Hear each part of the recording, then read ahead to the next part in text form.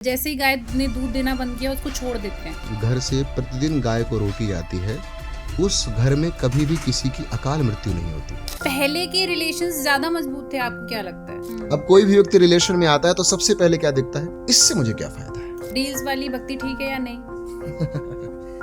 ये पूरी मानव सभ्यता पागल होकर के इसका अंत होगा। बहुत ही जल्दी इस पृथ्वी ग्रह को हम नष्ट कर देंगे और पृथ्वी के नष्ट करके फिर मंगल चलेंगे। तो अभी एक केस जो रिसेंटली हुआ है हाथरस में, जहाँ पे एक बाबा के प्रवचन सुनने के लिए और he was a terrorist, Dhirendra Krishna Shastri ji. आज तक आपने सुना उनकी कथा में भगदड़ हुई हो?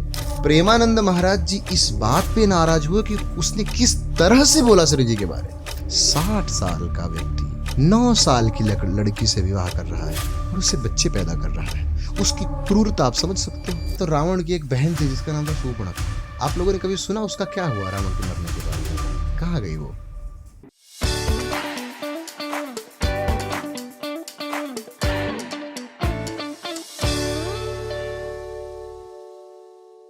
हेलो नमस्ते, मेरा नाम है मानवी और आप देख रहे हैं द सोशल लाइट। आज एक और हम लोग स्पिरिचुअल पॉडकास्ट करने वाले हैं। आज हमारे गेस्ट हैं, very special guest, Kuldeep Krishna ji, जिनसे हम लोग स्पिरिचुअल बातचीत करेंगे और कुछ जो आजकल की जो कंडीशंस चल रही हैं उसके ऊपर भी बात करेंगे।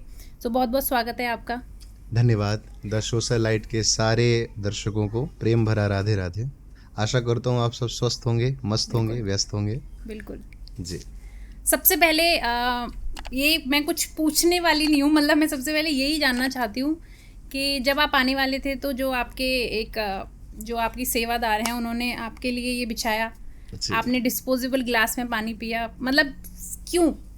सबसे पहले यही क्वेश्चन है। Everything is energy. ओके। सब कुछ ऊर्जा होती है।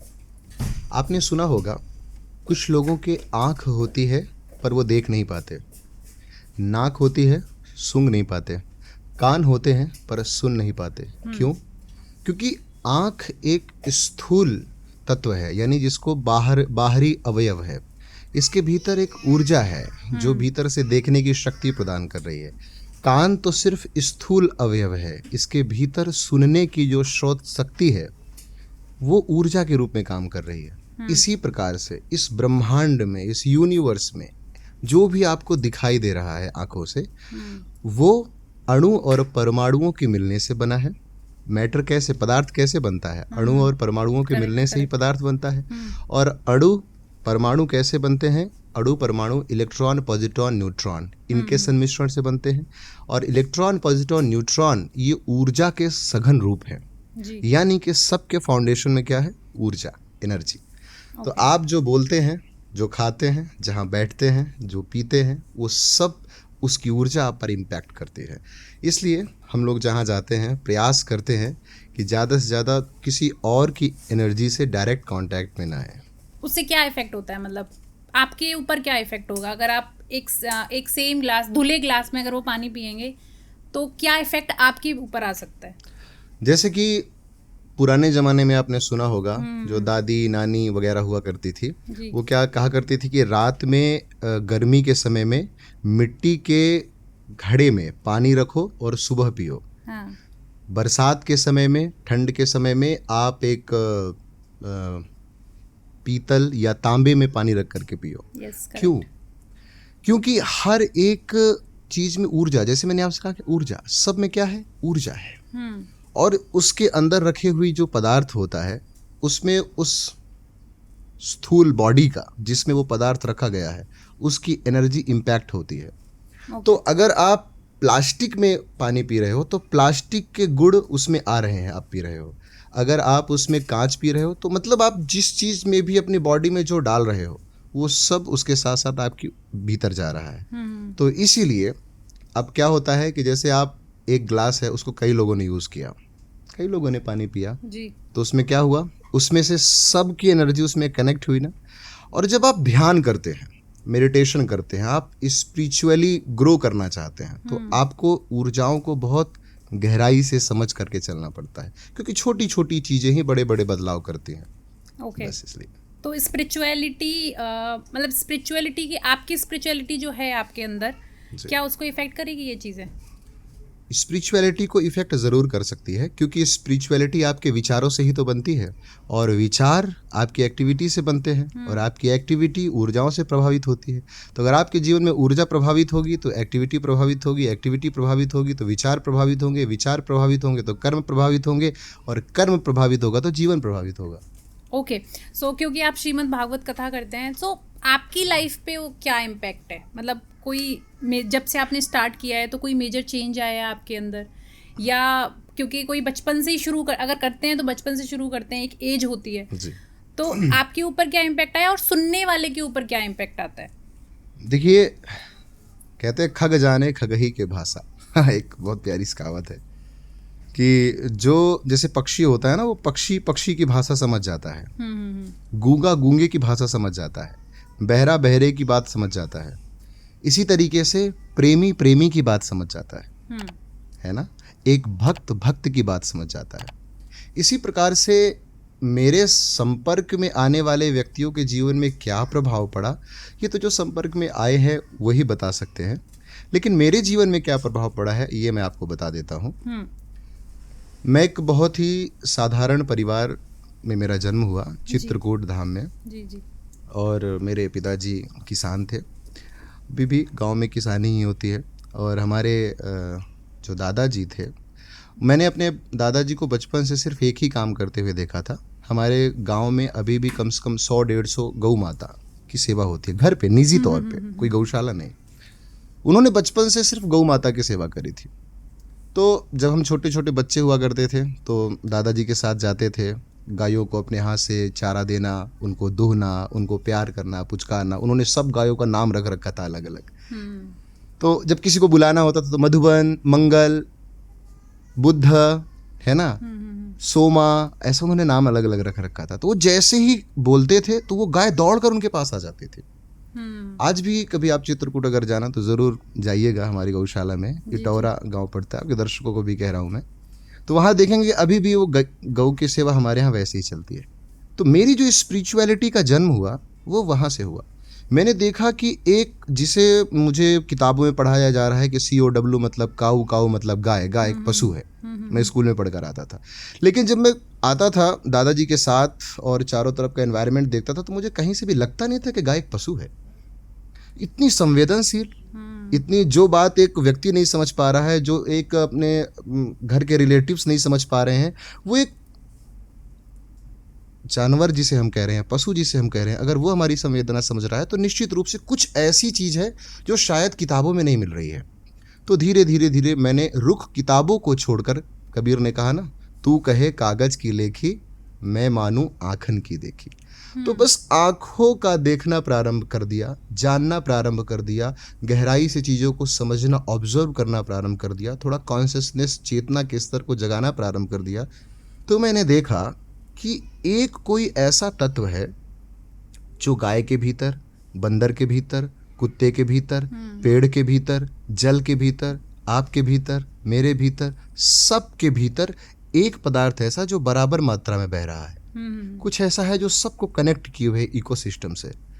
उसको जानते जानते जानते जानते जानते जानते धीरे धीरे धीरे धीरे धीरे धीरे जब हम किसी चीज़ को जब हम चाहते हैं ना, एक बहुत अच्छा सा एक वो कोई डायलॉग है, फिल्मी डायलॉग है, किसी चीज़ को तुम बड़ी शिद्दत से चाहो तो पूरी कायनात तुम्हें उसके पास ले आती है। तो कुछ ऐसा ही हुआ जब उससे कनेक्ट होने लगे, उस ऊर्जा से, उस शक्ति से, उस प्राणिक शक्ति से, उस चेतना से, जिसे ब्रह्म भी कहा गया, जिसे परमात्मा भी कहा गया, जिसे ईश्वर भी कहा गया, जो अनेक रूपों में इस हमारे शास्त्रों में कहा गया, अनेक रूप रूपाय विष्णवे प्रभु विष्णवे, अनेक रूपों में जो हर तत्व में बह रहा है। स्पिरिचुअलिटी का मतलब मैं बस ये समझाना चाहता हूँ, जो मेरे जीवन में फ़र्क पड़ा कि मैं एक साधारण जीवन जी रहा था, जो नॉर्मल लड़के लड़कियाँ स्कूल जा कर के कॉलेज में लाइफ जीते हैं। मुझे भी मेरी डिज़ायर्स थी, मेरी इच्छाएं थी, मुझे भी बनना था, मुझे भी पैसा कमाना था। लेकिन जब मेरा कनेक्शन, मुझे उस समय पता भी नहीं था स्पिरिचुअलिटी का मतलब क्या होता है। आपने किया? ये लगभग 7-8 साल की बात है, जब मेरी 6-7 ईयर की एज थी। तो वो जो अनकहा टच था वो गौ माता से प्रारंभ हुआ और धीरे धीरे पूरे अस्तित्व से हो गया। और मैंने अपने जीवन को देखा कि शायद अब मुझे कोई पराया नहीं लगता, कोई दूसरा नहीं लगता। और एक मैं ऐसा स्टेट ऑफ माइंड में, एक इतने आनंद में मैंने अपने भी भीतर अपने जीवन में अनुभव किया जिसका वर्णन शायद मैं शब्दों से नहीं कर सकता। जैसे गूंगा होता है ना, उसको गुड़ खिलाओ आप और फिर उससे बोलो कैसा है स्वाद, तो क्या बोलेगा वो, कैसे बताएगा, कैसे एक्सप्लेन करेगा। तो स्पिरिचुअलिटी जस्ट गूंगे का गुड़। जैसे गूंगे व्यक्ति को गुड़ खिलाओ, वो सिर्फ आनंदित हो सकता है, वो तुम्हें एक्सप्लेन नहीं कर सकता, कह नहीं सकता है। बस ऐसा ही अध्यात्म है। क्योंकि आपने एक गाय की बात करी, तो एक मैं आपसे जानना चाहूँगी कि कुछ लोग बड़े हिपोक्रेसी दिखाते हैं कि जब तक गाय दूध दे रही है तो गाय माता है, और जैसे ही गाय ने दूध देना बंद किया उसको छोड़ देते हैं जी। और जिसकी वजह से तमाम एक्सीडेंट्स होते हैं, क्या मतलब बहुत सारी दिक्कतें आती हैं। उनको मैसेज क्या देना चाहेंगे, क्या कहना चाहेंगे उनके लिए आप? आपने गाय की बात करी, यहाँ तो देखने को ये मिलता है कि आदमी अपने माँ बाप को छोड़ देता है। करेक्ट बात है। पति अपने पत्नी को छोड़ देता है और पत्नी अपने पति को छोड़ देती है। तो यहाँ गायों को छोड़ देते हैं तो कोई आश्चर्य थोड़ी है, नॉर्मल सी बात है। इंसान स्वार्थी है। इंसान अपनी इच्छा के लिए, अपनी प्रसन्नता के लिए किसी को भी कष्ट देने में झिझकता नहीं है। कारण ये है कि जैसा हमको हमारा एजुकेशन सिस्टम है, क्लास 1 से लेकर के और ग्रेजुएशन और PhD तक क्या पढ़ाया जाता है कि नौकरी पाओ, पैसा कमाओ। पूरा कंक्लूजन क्या है? ज्ञान शिक्षा काहे के लिए चाहिए? डिग्री के लिए। डिग्री काहे को चाहिए? नौकरी के लिए। नौकरी काहे को चाहिए? पैसे के लिए। पैसे काहे को चाहिए? ताकि खूब भोग विलास हो सके। बिल्कुल। तो आफ्टर ऑल जो हमारी मेंटालिटी सेट की गई है वो भोगने की है, नई नई संसाधनों को भोगने की इच्छा को और प्रबल करने की है। तो जहाँ शिक्षा ही भोग को प्रबलता देने की हो, वहाँ पर आप त्याग की, मातृत्व की, प्रेम की, सौहार्द की, करुणा की, त्याग की आप कल्पना भी नहीं कर सकते हैं। जी। इस अंधकार में कोई पैदा होता है कबीर जैसा, इस अंधकार में कोई पैदा होता है तुलसी जैसा, कोई पैदा होता है ऐसा महापुरुष जो इस कीचड़ में कमल की तरह खिलता है और वो बताता है कि जीवन सिर्फ भोगने के लिए नहीं है, ये प्रकृति सिर्फ शोषण के लिए नहीं है, गाय सिर्फ दुहने के लिए, दूध लेने के लिए और मोटा होने के लिए ही नहीं है। गौ के जहाँ गाय होती है, जिस एनवायरनमेंट में गाय होती है, वो आपको पता है गाय ऑक्सीजन ही छोड़ती है और ऑक्सीजन ही लेती है। गाय एक ऐसा जीव है। गाय केवल नाक से ही ऑक्सीजन नहीं छोड़ती है, गाय अपने पूरे रोए रोए से ऑक्सीजन छोड़ती है। गाय का गोबर जिस मिट्टी में गिरता है उस मिट्टी की उर्वरकता क्षमता बढ़ जाती है। गौ का मूत्र जिस मिट्टी में गिरता है वहाँ के जीवाणु प्रज्वलित हो जाते हैं। गौ के मूत्र से कितने दवाइयाँ बनती हैं, गौ के गोबर से कितनी औषधियाँ बनती हैं, गाय के रहने मात्र से। ये तो एक फिजिकल मैंने आपको इफेक्ट बता दिया, ये एक एनर्जिकल इफेक्ट भी आपको बताता हूँ, स्पिरिचुअल जिसको शास्त्रीय इफेक्ट भी बता देता हूँ। गरुड़ पुराण में बताया गया है कि जिस घर में गौ माता होती है और जिस घर से प्रतिदिन गाय को रोटी जाती है, उस घर में कभी भी किसी की अकाल मृत्यु नहीं होती है। और जिस घर में प्रतिदिन गाय का अंश निकलता है, पहले के समय में आप देखते होगे मम्मी लोग अगर रोटियां बनाया करती थी तो पहली रोटी गाय को निकालती थी और लास्ट रोटी कुत्ते को निकालती थी। बिल्कुल, है ना? क्योंकि गाय पृथ्वी का स्वरूप है। शास्त्रों में वर्णन आता है कि जब भी प्रकृति में बहुत हाहाकार मचता था, दैत्य लोग बहुत सताने लगते थे इस धरती को, तो धरती गौ का रूप धारण करके नारायण को पुकारती थी कि आओ मेरी रक्षा करो। अर्थात भगवान को, ईश्वर को ब्रह्मण्य देव भी कहा गया है। मतलब कि जिस स्थान में गाय की सेवा होती है उस स्थान में उस व्यक्ति के जीवन से ऑटोमेटिकली सारे ग्रह, सारे दोष, वास्तु दोष, स्थान दोष ऑटोमेटिकली पॉजिटिव होने लग जाते हैं। बाकी आप सूर्य का अगर उपाय करोगी तो मंगल नाराज हो जाएगा, मंगल का करवाओगी तो शुक्र नाराज हो जाएगा, शुक्र का करवाओगी तो शनिचर नाराज ही बैठा है, ये सब ठीक हो गए तो राहु केतु टेढ़े बैठे हैं। यानी एक को करोगी तो दूसरा टेढ़ा बैठा है। लेकिन अगर एक सर्वदेवमयी आपने गौ माता की सेवा कर ली तो ये सारे देवी देवताओं की एक साथ सेवा हो गई। इसीलिए कहते हैं गाय के रोम रोम में 33 कोटि देवताओं का वास है। मैं एक जस्ट एग्जाम्पल दे रहा हूँ आपके दर्शकों को, एक छोटी सी बात कहना चाहता हूँ। आप एक काम करो, प्रतिदिन हर रविवार को अपने नज़दीकी गौशाला में जा करके अपने हाथ से गौ माता को हरी घास रोटी खिला करके पुचकार करके उनको प्रणाम करके आओ। सिर्फ 1 महीने में 4 रविवार होते हैं। तुम जा करके ट्राई कर लो। अगर 1 महीने के अंदर तुम्हारे जीवन में सकारात्मक परिवर्तन ना आए, सकारात्मक बदलाव ना आए, तुम्हारे जीवन में फाइनेंशियली भी, फिजिकली भी, मेंटली भी, इमोशनली भी, हर तरीके से अगर आप ग्रो ना करो तो फिर आप हमको दोष देना। ये मैं शास्त्रीय बात आपसे बता रहा हूँ। तो मेरी जो जर्नी स्टार्ट हुई वो गायों के मध्य से हुई और उनकी ही कृपा ऐसी हुई कि उनकी कृपा से फिर संतों का सानिध्य मिला, फिर वृंदावन धाम मिला और आज हम द सोशलाइट से के माध्यम से दर्शकों से बात कर रहे हैं। जी। सो आपने जब गाय की बात हो रही थी तो आपने एक बात बोली रिलेशनशिप्स के बारे में, जिसमें लोग आजकल माँ बाप को छोड़ देते हैं, वही बच्चों को छोड़ देते हैं। सो पहले के रिलेशंस ज़्यादा मजबूत थे, आपको क्या लगता है? या आजकल बहुत ज़्यादा डाइवोर्स केसेस हो रहे हैं, या आजकल की चीज़ें ज़्यादा बिगड़ रही हैं? जी, देखिए इसमें 2 पक्ष हैं जी। पहला पक्ष तो ये है, पहले का जो समय हुआ करता था, पहले के समय में जो हमारा कल्चर था, गुरुकुल कल्चर था, है ना। मैं एसेंट काल की बात आपसे कर रहा हूँ, यानी कि यवनों के आने से पहले, यानी कि मुस्लिम साम्राज्य से, मुगल शासन से पहले और अंग्रेजों से भी पहले के वैदिक काल की मैं बात कर रहा हूँ। उस समय गुरुकुल चलन था। गुरुकुल में जो पढ़ाया जाता था वो एक्चुअली फैक्ट्स पढ़ाए जाते थे। इस प्रकृति से हम क्या सीख सकते हैं, इस प्रकृति के प्रति हम कैसे समर्पित हो सकते हैं, समर्पण सिखाया जाता था, त्याग सिखाया जाता था, आदर सिखाया जाता था। अपने बड़े भाई की रिस्पेक्ट के लिए पूरे के पूरे साम्राज्य को तिनके के समान त्याग देना सिखाया जाता था, है ना। जो त्याग का कल्चर था उस समय पे, आपको पता है कि हमारे पूरे हिंदू धर्म में तलाक शब्द की कोई परिभाषा नहीं है। सुना ही होगा आपने। आपको पता तलाक कौन सी भाषा है? आई थिंक मुस्लिम लोग ज्यादा यूज करते हैं। उर्दू है। उर्दू। डिवोर्स इंग्लिश है। हिंदी में है ही नहीं है। रिश्ते तोड़ने के लिए कोई शब्द ही नहीं है, क्योंकि पहले नहीं टूटते होंगे। मतलब एसेंट हमारे पूरे कल्चर में रिश्ते को तोड़ने की कोई प्रक्रिया ही नहीं है। यानी कि हम तोड़ने में नहीं, जोड़ने में विश्वास करते हैं।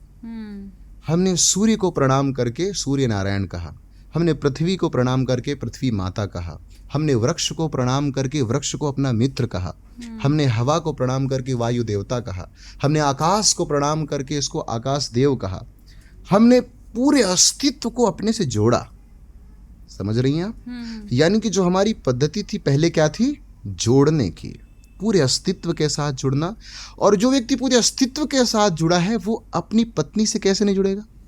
जो अपने गुरुकुल में ये सीख रहा है, जो 24 घंटा ये सीख रहा है कि हरि व्यापक सर्वत्र समाना, कण कण में ईश्वर है, जो ये बात सीख रहा है कि सर्वम विष्णुमयम जगत, इस जगत का एक कण भी परमात्मा से भिन्न नहीं है, जो ये सीख रहा है इस जगत का एक कण भी ऐसा नहीं है जिसमें परमात्मा की सत्ता के अतिरिक्त किसी और की सत्ता कार्य कर रही हो, तो जो हर कण में अपने परमात्मा को देख रहा है वो अपनी पत्नी के अंदर नहीं देखेगा, और वो पत्नी के अपने पति के अंदर नहीं देखेगी। इसीलिए पत्नी की आराध्य पति होते थे और पति के आराध्य उनकी पत्नी होती थी। इसीलिए नारायण के चरण कमल दबा रही हैं लक्ष्मी जी, और राधा रानी के चरण कमल दबा रहे हैं ठाकुर जी। ध्यान रखिएगा, यहाँ पर ऐसा नहीं कि लक्ष्मी ने चरण दबाया तो नारायण बड़े हो गए, पति बड़े हो गए, और नहीं, फिर ठाकुर जी ने श्री जी के चरण चापन करे, मतलब इक्वालिटी। हमारे धर्म ने क्या सिखाया? इक्वालिटी, एक समान, सारे रिश्ते एक समान। सभी रिश्तों के प्रति हम क्या दे सकते हैं, हम क्या त्याग सकते हैं। जैसे ही समय बदला, कल्चर बदला, उसकी परिभाषा बदल गई, और परिभाषा ये हो गई हम क्या ले सकते हैं। अब कोई भी व्यक्ति रिलेशन में आता है तो सबसे पहले क्या देखता है? इससे मुझे क्या फायदा है। ये लड़की अगर आएगी तो देखा जाएगा क्या इससे बेस्ट कोई ऑप्शन है ना। शादी होती है, क्या आ रहा है उधर से, दहेज में क्या मिल रहा है, फैमिली से क्या मिल रहा है, एनवायरनमेंट से क्या मिल रहा है। जब परिभाषा देने की जगह लेने की हो गई, त्याग की जगह शोषण की हो गई, तो रिश्ते कैसे टिकेंगे। केवल हमने इतना ही खोया है इतने पूरे समय में, और ये इतना बड़ा लॉस है इस पूरी मानव सभ्यता का, इस पूरे ह्यूमैनिटी का इतना बड़ा लॉस है जिसकी भरपाई अब हो ही नहीं सकती। टाइम भी गया। वो क्या है? वो ये है कि हमारी मेंटालिटी देने की जगह लेने की हो गई है। गुरु क्या करते हैं, सत्संग क्या करता है, आचार्य क्या करते हैं? ये हमको त्याग की विद्या सिखाते हैं, त्याग की कला सिखाते हैं, द आर्ट ऑफ गिविंग, देने की कला। हमने आर्ट ऑफ गिविंग भूल गए हैं। अब तो बस ये है कि हमको क्या, आर्ट ऑफ एक्सेप्टिंग हमने सीख लिया है। तो इसीलिए रिश्ते खराब होते हैं। जिस भी रिश्ते में, चाहे वो पति पत्नी का रिश्ता हो, भाई बहन का रिश्ता हो, भाई भाई का रिश्ता हो, माँ बाप का रिश्ता हो, या बाप बेटे का रिश्ता हो, जिस भी रिश्ते में देने की कला जिसने सीख ली वो रिश्ता कभी नहीं टूटेगा। और जिसने अपने रिश्तों से सिर्फ मांगने की ही कला सीखी है, art of asking, art of accepting, वो रिश्ता कभी नहीं टिक सकता है। चंद घंटे में की उसकी ज़िंदगी है, थोड़े दिन में उसकी मौत निश्चित है। बट इसमें कुछ ऐड करना चाहूँगी। पहले जैसे आपने बताया है कि जो मतलब पहले का जब टाइम था तो श्री जी कृष्ण जी के पैर दबा रही हैं, तो वो एक इक्वालिटी का रिश्ता था। उसके बाद जब हमारे बाबा दादा आए, जब हमारे आए, तो उस टाइम जो मेल डोमिनेंस समाज हो गया जी। इस टाइम भी कहीं कहीं है, लेकिन अभी जब क्योंकि फीमेल अपना वो इक्वालिटी जब मांग रही हैं तो वो इक्वालिटी एक अलग डायरेक्शन में मांग रही हैं। क्योंकि जो लेडी है अगर वो इक्वालिटी मांग रही है तो वो इक्वालिटी आजकल एक अलग वो बन गया है कि अगर वो सुट्टा मार रही है तो इक्वालिटी है, दारू पी रही है तो इक्वालिटी है। तो इक्वालिटी की परिभाषा थोड़ी चेंज हो गई है, जिसकी वजह से शायद इतने ज़्यादा डाइवोर्स केसेस भी हो रहे हैं, चीज़ें हो रही हैं। ओके, सो आपने बताया कि अभी हम लोग बात कर रहे थे कथावाचन की। पहले का टाइम था जब मुरारी बाबू थे, तो उस टाइम कोई सोशल मीडिया नहीं था, आई थिंक टीवी भी बड़ा कम था। हम लोग भी मतलब अगर देखते थे तो मतलब एक टाइम पे चलता था, वो भी ऐसा नहीं था कि लाइट भी इतनी नहीं थी। सो उन्होंने एक स्टैंडर्ड सेट कर दिया कथावाचन का। आजकल कथावाचन मतलब काफ़ी कथावाचक दिखते हैं सोशल मीडिया पे भी, यूट्यूब पे भी, इन चीज़ों पे। आपको क्या लगता है, पहले का एरा ज़्यादा स्ट्रॉन्ग था कथावाचन में या अभी का? What do you think? आपकी मैं दोनों ही बातों को कनेक्ट करता हूँ। इससे पहले जो आपने पूछी थी उसे भी कनेक्ट कर देता हूँ इसी के साथ ही। देखिए, समय और परिस्थितियां सदा एक जैसी नहीं रहती हैं। समय हमें क्या करता है? समय सबसे बड़ा शिक्षक है। Time is a best teacher for ever.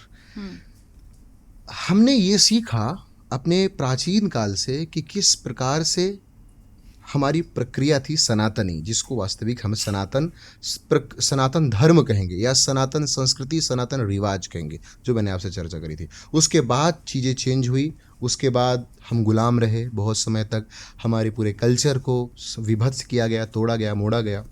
फिर उसके बाद एक टाइम आया, उसके बाद शिक्षा की पूरी पद्धति बदल गई, सिखाने का ढंग बदल गया, और धीरे धीरे धीरे अब जो ये टाइम आ गया है, डिजिटल टाइम आ गया है, जिस टाइम में मैक्सिमम लोग अब फिजिकली एक्टिव नहीं है, बल्कि एक तरीके से बोला जाए तो सब ऑनलाइन है ना, फोन में सब मेंटली इन्वॉल्व ज़्यादा हैं चीज़ों में। यस। फिजिकली इन्वॉल्वमेंट कम है, मेंटली इन्वॉल्वमेंट ज़्यादा है, और ये सबसे रिस्की बात है। ध्यान रखना, आपका जो ये मन है, ध्यान रखिएगा, ये सबसे बड़ा खिलाड़ी है। मन कैसे बनता है? मन वो तल है आपके, जो हमारी बॉडी है ये दो तरह की होती है। एक स्थूल बॉडी होती है, एक सूक्ष्म बॉडी होती है। स्थूल बॉडी वो होती है जो दिखती है, सूक्ष्म बॉडी वो होती है जो नहीं दिखती, दिखने वाले के भीतर एडजस्ट करती है। जो बाहर की दिखने वाली बॉडी होती है वो 24 तत्वों से मिलकर बनती है। 5 ज्ञानेंद्रियाँ, 5 कर्मेंद्रियाँ, 5 महाभूत, 5 तन्मात्रा और 4 अंतःकरण चतुष्टय। और उसके बाद जो हमारा सूक्ष्म शरीर होता है वो 4 चीज़ों से बनकर बनता है, मन, बुद्धि, चित्त और अहंकार।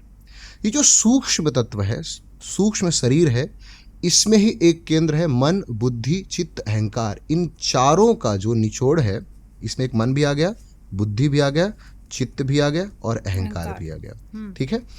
इसमें जो मन होता है, मन क्या करता है? मन आपकी 5 सेंसेस से दी हुई जानकारी को स्टोर करके रखता है। 5 सेंसेस कौन कौन सी हैं? आपकी आँख, से जो आप देखते हो, कान से जो आप सुनते हो, नाक से जो आप गंध लेते हो, जिह्वा से जो आप स्वाद लेते हो, और त्वचा से जो आप स्पर्श करते हो, ये सारी सेंसेस नॉलेज के रूप में मन में एकत्रित होती है, राइट। अब कोई व्यक्ति सोचो सुबह उठ रहा है, अब ये इनसे जो आपने लिया वो मन बन गया, और जैसा मन मतलब वही आपके विचार बनेंगे, और वो विचार ही आपके कर्म बनेंगे, और वो कर्म ही आपका जीवन बनेगा, समझिएगा। अब कोई व्यक्ति सुबह उठ रहा है, सुबह उठते ही वो आंखों से वल्गैरिटी देख रहा है, कानों से वल्गैरिटी सुन रहा है, नासिका से वल्गैरिटी या नशे ले रहा है, स्पर्श से वल्गैरिटी कर रहा है। तो जिसका ये सारे सेंसेस वल्गैरिटी या नेगेटिविटी के कांटेक्ट में आएंगे तो भीतर कैसी एनर्जी जाएगी? नेगेटिव। तो थॉट्स कैसे आएंगे? नेगेटिव। फिर कर्म कैसे होंगे? नेगेटिव। फिर जीवन कैसा होगा? नेगेटिव। इसीलिए अगर आप सुबह उठ रहे हैं और सुबह उठते ही आपकी आंखों ने परमात्मा का दर्शन किया, आपके कानों ने भजन सुना, आपकी नासिका ने पवित्र तुलसी की गंध ली, आपकी जिह्वा ने भगवान को अर्पित किए हुए प्रसाद का स्वाद लिया, आपके हाथ और पैर अपने माँ बाप की और बड़े बुजुर्गों की, संतों की सेवा करने में लग गए, तो आपके भीतर, आपके मन में क्या संस्कार जा रहा है? पॉजिटिविटी का। आपके फिर विचार कैसे बन रहे हैं? पॉजिटिव। फिर आपके कर्म कैसे बन रहे हैं? पॉजिटिव। तो फिर आपका जीवन कैसा बन रहा है? पॉजिटिव। यानी कि ये इंपॉर्टेंट नहीं है कि एरा किसने शुरू किया, क्यों किया। इंपॉर्टेंट ये है कि आज के समय में डिजिटली ऑनलाइन बहुत नेगेटिविटी अवेलेबल है। जब इतनी मात्रा में नेगेटिविटी अवेलेबल है तो पॉजिटिविटी भी तो होना चाहिए, समझ रहे ना? बैलेंस अगर नहीं होगा तो फिर कहाँ जाएगा समाज, कहाँ जाएगा, है ना। और आज तो एल्गोरिदम एक चल रहा है बहुत, तो आप जिस चीज में इंटरेस्टेड ज्यादा होते हो, जिसको लाइक करते हो, कमेंट करते हो, वही चीजें। आपने गंदी चीज़ों को लाइक किया, आजकल तो सब कुछ अवेलेबल है, आपने टक टक टक टक किया, चीज़ें खुल गई, आप जो चाहो वो पा सकते हो आप। तो अगर आपने, आपके एल्गोरिदम ने आपको नेगेटिव चीज़ें ही परोसना शुरू कर दिया तो धीरे धीरे आपके विचार, विचारों से आपके कर्म, और कर्म से आपका पूरा जीवन सत्यानाश होगा। लेकिन आपके एल्गोरिदम ने अगर पॉजिटिविटी चीज़ें आपके अंदर देना शुरू कर दिया तो उससे आपके विचार, फिर उससे कर्म, उससे आपका पूरा जीवन पॉजिटिव हो जाएगा। तो मैं ये मानना चाहूँगा जो ये चारों तरफ इस समय एक पॉजिटिव माहौल है, ये बहुत बढ़िया है, इसको होते ही रहना चाहिए, और लोगों को चूज़ करना चाहिए, ये सोचना चाहिए कि वो कैसी चीज़ों को लाइक कर रहे हैं, वो कैसी चीज़ों को अपने भीतर। आपका ये जो मन कोई डस्टबिन नहीं है कि आप इसके अंदर कुछ भी फेंक देते हो, कुछ भी देख लेते हो। आप देखे, आपने कुछ भी देखा, रील्स देखी, आपको लगा जस्ट रील्स तो है, लेकिन वो जस्ट रील नहीं है, वो रील अंदर जा करके आप भूल गए, आपका मन नहीं भूला, आपके अनकॉन्शियस माइंड ने नहीं भूला, कॉन्शियस से वो अनकॉन्शियस में चला गया, अनकॉन्शियस ने स्टोर कर लिया। फिर कोई दूसरी आपने रील देखी, हाँ बड़ा मजा है, आपको भूल गया। फिर वो क्या हुआ, आप तो भूल गए लेकिन आपके अनकॉन्शियस ने नहीं भूला। धीरे धीरे धीरे धीरे जिसका वेटेज ज्यादा होगा अनकॉन्शियस में, वो आपके व्यक्तित्व को उसी दिशा की ओर फ्लो कर देगा। जिस नदी में ज्यादा प्रवाह होता है वो ही नदी तो ज्यादा स्पीड से बहेगी ना, और जिसका फ्लो एकदम डाउन है, थोड़ा थोड़ा है, वो ठहरेगी, धीरे धीरे बहेगी। आप ऋषिकेश की गंगा देखो, आपने देखा होगा, ऋषिकेश की गंगा देखो और कानपुर की गंगा देखो, कितना फर्क है दोनों में। कानपुर में गंगा ऐसा तालाब सी भरी हुई है, ऋषिकेश में क्या प्रवाह है गंगा में। तो कहने का भाव ये है कि आप अपने मन में जैसी चीजों का ज्यादा वेट डालोगे, ज्यादा प्रवाह डालोगे, तुम उधर ही बह जाओगे। इसलिए आप डिसाइड करो कि आप अपने मन में कैसी चीजों को डालना चाहते हो। अगर आप स्पिरिचुअलिटी को डालोगे तो डेफिनेटली आपका आउटपुट स्पिरिचुअल होगा और पॉजिटिव होगा। अगर आप अपने मन के अंदर नेगेटिविटी डालोगे तो आपका आउटपुट नेगेटिव होगा। और मैं ना काफ़ी पॉडकास्ट में पूछती भी हूँ, मैं आपसे भी पूछूंगी कि लोग जाते हैं रील्स बनाने के लिए, मतलब कि लोग बोलते हैं कि ऐसा रील्स बनाने के लिए चले जाते हैं, वृंदावन चले गए, ऋषिकेश चले गए और रील्स बना के आ जाते हैं। कोई भक्ति है या नहीं है? आपके अकॉर्डिंग क्या है, रील्स वाली भक्ति ठीक है या नहीं? देखिए दो चीजें होती हैं, एक तो मुझे प्रेम है प्रभु से और मेरे जीवन में उनके अतिरिक्त कोई नहीं है, समझ रही हैं आप। तो मैं अगर उन्हें नहीं दिखाऊंगा, उन्हें नहीं देखूंगा, उनकी रील्स नहीं बनाऊंगा, उनकी फोटोज नहीं लगाऊंगा, उनकी फोटोज नहीं शेयर करूंगा, तो मैं करूंगा क्या? वो मेरा जीवन है, मेरे प्राण है, मेरे सर्वस्व हैं। और दूसरा, मैं जहां जाता हूं मैं वहीं रील बनाता हूं। मेरे को कोई विशेष खास मतलब नहीं है वृंदावन से, लेकिन गया कुछ बढ़िया सा दिखा तो मैंने बना दिया रील, और बढ़िया सा राधे राधे का म्यूजिक लगा ला और वायरल कर दिया एल्गोरिथम में। तो ये पाखंड है। तुम्हारा अगर सर्वस्व है, मतलब तुम्हारे जीवन में अगर कृष्ण का इतना महत्व है जितना मीरा के जीवन में था, अगर तुम्हारे जीवन में राम का उतना महत्व है जितना तुलसी के जीवन में था, आपको लगता है आज के इरा में किसी के लिए इतना महत्व होगा? बिल्कुल, क्यों नहीं। आप वृंदावन कभी आकर के देखिए, वृंदावन में अभी देखिए ऐसी कितनी माताएं हैं, हजारों की संख्या में आपको माताएं मिल जाएंगी जिन्होंने अपना पूरा जीवन समर्पित कर रखा है, पूरा जीवन समर्पित कर रखा है। आप बात कर रही हैं अभी यहाँ की, आप फॉरेन में देखिए, लोग यूएसए से, अमेरिका से, कनाडा से, कहाँ कहाँ से भाग भाग करके वृंदावन आ रहे हैं, बनारस आ रहे हैं, काशी आ रहे हैं। That is also good thing ना कि अगर जैसे मैंने रील बनाई, मेरी वायरल हो गई जी, तो लोग उससे इन्फ्लुएंस तो हो रहे हैं एटलीस्ट कि मैं भी वृंदावन जाऊंगी, ठीक है ना? लेकिन ये भी तो एक अच्छी चीज है ना। ठीक है, बिल्कुल बिल्कुल। लेकिन आपने अपने ही भीतर एक अपने आप को ना, आपने कहीं भी मनोरंजित करने वाला व्यक्तित्व बना दिया। आपके भीतर कोई ठहराव नहीं रह गया। आपने वृंदावन जैसी ऊंची चीज को भी हर कहीं जैसा नॉर्मल कर दिया। समझ रही हैं बात को? मैं थोड़ा इसको और सरल भाषा में बताता हूँ। हाँ, मैं समझ रही हूँ जी। जैसा तुम्हारे लिए हर जगह है, वैसे ही तुम्हारे लिए वृंदावन भी हो गया। यानी वृंदावन में आने के बाद तुमको परमात्मा की अनुभूति हो सकती थी। वृंदावन में आकर के तुम इस पूरे संसार को, माया को, परमात्मा को, ईश्वर को जान सकते थे, समझ सकते थे। वृंदावन में आकर के तुम अपनी पूरी जिंदगी बदल सकते थे, जीवन में एक नया आयाम पा सकते थे, तुमने वो खो दिया। लेकिन जैसे कि इंस्टाग्राम पे, जैसे मैं गई 5 साल पहले की बात बता रही हूँ, मैं बांके बिहारी मंदिर गई तो इतने मुझे भीड़ नहीं पता चली कि इतनी भीड़ है। लेकिन जब से ये रील की दुनिया शुरू हुई है जी, तब से इतनी भीड़ होती है कि दर्शन भी नहीं मिल पाते। सही बात है, सही बात है। लेकिन इसका खामियाजा ये है कि तुम दर्शन करो ना करो, कोई फर्क नहीं पड़ेगा। अगर मैं सीधी सी बात कहता हूँ, एक ठाकुर जी की एक मेरी बहुत प्यारी कविता है और मैं इसको हर जगह भी कहता हूँ। ठाकुर जी की सिर्फ एक ही बात है। एक भक्त ने ठाकुर जी से जाकर के पूछा, प्रभु एक बात बताओ, आपको मैं क्या निवेदन करूं, क्या अर्पित करूं जिससे आप प्रसन्न हो जाओ? तो ठाकुर जी ने कहा, देख भाई,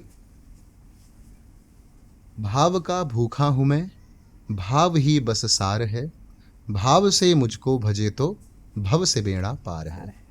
अन्न धन और वस्त्र भूषण कुछ न मुझको चाहिए, भाव का एक फूल दे दे वो मुझे स्वीकार है। भाव बिन सूनी पुकारे मैं कभी सुनता नहीं, भाव बिन सूनी पुकारे मैं कभी सुनता नहीं, भाव की एक टेर भी करती मुझे लाचार है, इसलिए इस धरा पर होता मेरा अवतार है। भाव का भूखा हूँ मैं, भाव ही बस सार है। अगर तुम भाव के बिना केवल मनोरंजन के लिए अगर वृंदावन या चित्रकूट या किसी भी तीर्थ स्थल पर केवल अगर आप मनोरंजन और टाइम पास के लिए जा रहे हैं, तो वो जस्ट अ पिकनिक है। ठीक है, तुम्हारा थोड़ा टाइम पास हुआ, आपकी वजह से थोड़ा तीर्थों में अव्यवस्थाएं बढ़ी, आपकी वजह से थोड़ा सा जाम बढ़ा, आपकी वजह से थोड़ा सा वहाँ के आसपास टिक्की पकौड़ी वालों की थोड़ा सा बिजनेस बढ़ गया। इससे अधिक आपने कुछ नहीं किया है उसमें। लेकिन अगर आप भाव के साथ एक फूल भी ले जा करके और अपने घर के ठाकुर जी के आगे भी आपने चढ़ा दिया, तो वो उतने ही प्रसन्न होंगे जितने साक्षात बिहारी जी के गले में माला पहनाने में वो होंगे, उतने ही प्रसन्न होंगे। क्योंकि प्रभु को प्रसन्न करने का एक ही तरीका है, भाव। एक भक्त ने बोला, प्रभु मेरे घर चलो ना प्लीज़ यार, बहुत प्यार करता हूँ आपसे। ठाकुर जी ने बोला, ऐसे कैसे जाएंगे, हम तो सिंधु में रहते हैं, क्षीर सागर में, तेरे पास कोई व्यवस्था है सिंधु की? तो उसने बोला कि प्रभु सिंधु की तो व्यवस्था नहीं है, लेकिन मेरे पास टंकी है ऊपर पानी की। बोले, मैं अपना पूरा क्षीर सागर छोड़ के तेरे टंकी में रहने जाऊंगा, तो स्विमिंग पूल है। ठाकुर जी ने बोला, मैं इतना सुंदर समुद्र का कूल छोड़ के तेरे पूल में क्या करूंगा मैं? तो ठाकुर जी, क्या करूं? ठाकुर जी ने बोला, बेटा अगर सच में चाहता है कि मैं तेरे घर आऊं, तू सच में चाहता है कि मैं सदा तेरे साथ रहूं, तू मुझे सिंधु नहीं दे सकता है, मत दे, कोई बात नहीं। अपने हृदय में भाव भर के और अपनी आंखों से एक बिंदु दे दे, मैं तेरे उस आंख के भाव की एक बूंद में क्षीर सागर के साथ समा जाऊंगा। परमात्मा केवल आपके भाव के भूखे हैं जी। उन्हें तुम्हारा ये माला, तुम्हारे हार, तुम्हारे ये पोशाक, तुम्हारे ये 56 भोग, तुम्हारी ये मिठाइयाँ, किसको पागल बना रहे हो, किसको बेवकूफ़ बना रहे हो? ये स्वयं को ठग रहे हो तुम। ईश्वर को इनकी क्या आवश्यकता है? हम इन वस्तुओं के माध्यम से अपने भाव को प्रकट कर रहे हैं उनके आगे। तो अगर तुमने जिस भाव को वस्तु के माध्यम से देना था, तो तुमने भाव को हटा दिया, वस्तु बची तुम्हारे पास। तो बिना भाव के वस्तु दोगे तो कैसे परमात्मा स्वीकार करेंगे? इसीलिए व्यक्ति भजन भी करता है, वृंदावन भी जाता है, तीर्थ भी जाता है, अनुष्ठान भी करता है, फिर भी रोता ही रहता है, करे मेरे जीवन में तो कुछ नहीं हुआ रे। अच्छा, अभी जैसे लोगों का काम में भी बहुत इन्वॉल्वमेंट ज़्यादा है, भक्ति भाव भी काफ़ी कर रहे हैं लोग, लेकिन फिर भी आई डोंट नो कि सोशल मीडिया रीज़न है या क्या है, डिप्रेशन एंजाइटी भी बहुत होती है लोगों को। तो क्या ये रीज़न है कि पहले भी होती थी लेकिन पहले कोई बताता नहीं था, या ये भी हो सकता है कि अभी ज़्यादा होती है? इसका वही एक कारण है जो हमने अभी थोड़ी देर पहले किया था। हम अपने रूट्स से दूर हो गए हैं। अच्छा, एक बात बताऊं मैं, आपने भी सुना होगा, हमारी जो ये बॉडी है वो 5 एलिमेंट से बनी हुई है ना? क्षिति, जल, पावक, गगन, समीर, 5 तत्व से बनी है। जो चीज, जो वस्तु जिस वस्तु से बनी हुई है, अगर वो उसी एनवायरनमेंट में रहे तो वो और ज़्यादा स्ट्रांग होती है। ठीक है? पानी में पानी डालोगे तो पानी और साफ होगा, लेकिन पानी में अगर तुम कचरा डालोगे तो पानी गंदा होगा। बिल्कुल।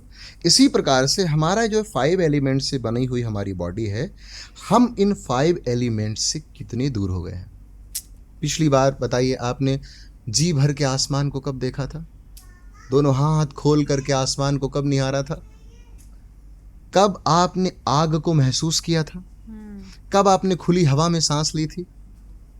कब आपने मिट्टी में सोए थे, मिट्टी में रेंगे थे नंगे पांव? यानी कि जिन 5 एलिमेंट्स से हमारी ये पूरी बॉडी निर्मित है, हम उन्हीं एलिमेंट से दूर हो गए हैं। ध्यान रखिए, एक मैं आपको चरक संहिता का एक बहुत गुप्त रहस्य बता रहा हूँ। सुश्रुत जी ने और चरक जी ने एक बात कही है कि जिस व्यक्ति के ये 5 तत्व गड़बड़ होते हैं, उसके जीवन में 5 तरह के रोग शुरू होते हैं।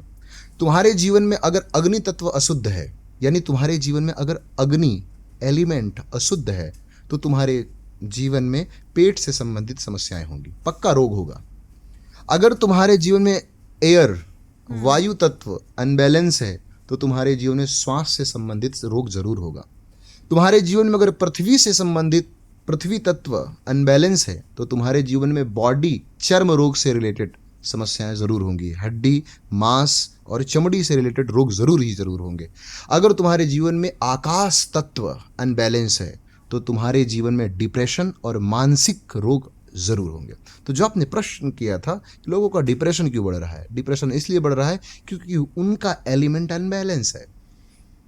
जिसके जीवन में भी उसे लग रहा है कि उसके जीवन में डिप्रेशन बढ़ रहा है, एंजाइटी बढ़ रही है, उसको एक ही चीज मेरा करना चाहिए। पहली बात क्या है? सब कुछ छोड़ दो, सब कुछ छोड़ दो, कोई दवाई वगैरह सब छोड़ दो। सिर्फ 1 हफ्ते एक काम करो। क्या? अपनी छत पर जाओ, टेरेस पर जाओ या किसी गार्डन पर जाओ, खुली हवा पे जाओ और बस खुल करके आसमान के नीचे बैठो निहारते हुए। 1 वीक के अंदर अगर तुम डिप्रेशन से बाहर नहीं आए, तो मेरा एड्रेस मैं बोल रहा हूँ, मैडम जी से ले लीजिएगा, वृंदावन में आकर के मुझे जो सजा देनी है दे देना। ये गारंटी के साथ मैं कह रहा हूँ आपसे। तुम्हारे ये 5 एलिमेंट्स ही तुम्हें दुखी करते हैं और ये 5 एलिमेंट्स ही सुखी करते हैं। इसलिए आप देखेंगे कभी कि वृंदावन के अंदर जो पहले के समय में जो तीर्थ था, जी। पहले के समय में तीर्थों में क्या हुआ करता था? हर एक ऋषि मुनि कहाँ रहते थे? झोपड़ी में, कुटिया में रहते थे। कुटिया से बाहर निकलते ही खुला आसमान रहता था। प्रतिदिन यज्ञ करते थे, अग्नि तत्व आ गया। पृथ्वी पर सोते थे, पृथ्वी तत्व आ गया। आकाश में रहते थे, आकाश तत्व आ गया। खुली हवा में ध्यान, घंटों ध्यान मेडिटेशन करते थे, वायु तत्व शुद्ध हो गया। खुले जल में स्नान करते थे और खुला बहता हुआ जल पीते थे, जल तत्व शुद्ध हुआ। इसलिए ऋषि मुनि हजारों साल जीते थे और निरोग जीते थे, कोई रोग नहीं होता था और उनके चेहरे का ब्राइटनेस, उनकी चमक अलग ही चमकती थी। तो इसीलिए हम अपने इस पॉडकास्ट के माध्यम से अपने सारे दर्शकों से ये कहना चाहेंगे कि आप सब जितना ज़्यादा से ज़्यादा हो सके अपने इस 5 एलिमेंट से बने हुए इस फिजिकल बॉडी को इस प्राकृतिक 5 एलिमेंट्स के कांटेक्ट में रखें। इससे धीरे धीरे आप देखोगे आपकी सारी दवाइयाँ अपने आप छूटने लग जाएंगी। ऑटोमेटिकली बॉडी ही कोई भी दवा ठीक नहीं करती किसी रोग को, केवल सहायता करती है। कोई भी जब आप रोग की दवा लेते हैं तो वो दवा अंदर जाकर के उस पर्टिकुलर बॉडी पार्ट को केवल शून्य कर देती है, निष्क्रिय कर देती है, ताकि बॉडी की इम्यूनिटी जाकर के उसको ठीक कर सके। लेकिन जब आप नेचुरल बॉडी की इम्यूनिटी बूस्टिंग पावर आप देने लग जाएंगे तो आपकी बॉडी स्वयं ही डॉक्टर बन जाएगी और स्वयं ही वो अपना हर रोग से इलाज कर लेगी। अच्छा, आजकल की क्योंकि लाइफस्टाइल ऐसी हो गई है, लोग एसी में सोते हैं और एसी में ही गाड़ी में बैठ के चले जाते हैं जी। तो मतलब एनवायरनमेंट तो ऑब्वियसली इससे हार्म हो रहा है। और जो टेम्परेचर है वो पहले इतना नहीं हुआ करता था, पहले 40 भी मुश्किल से जाता था और अब तो 50 क्रॉस कर रहा है। सो उसके ऊपर क्या बात करना चाहेंगे आप? देखिए, एक बहुत इम्पोर्टेंट बात यहाँ पर है। हमारे ऋषियों ने इस प्रकृति को माँ कहा, प्रकृति माँ कहा।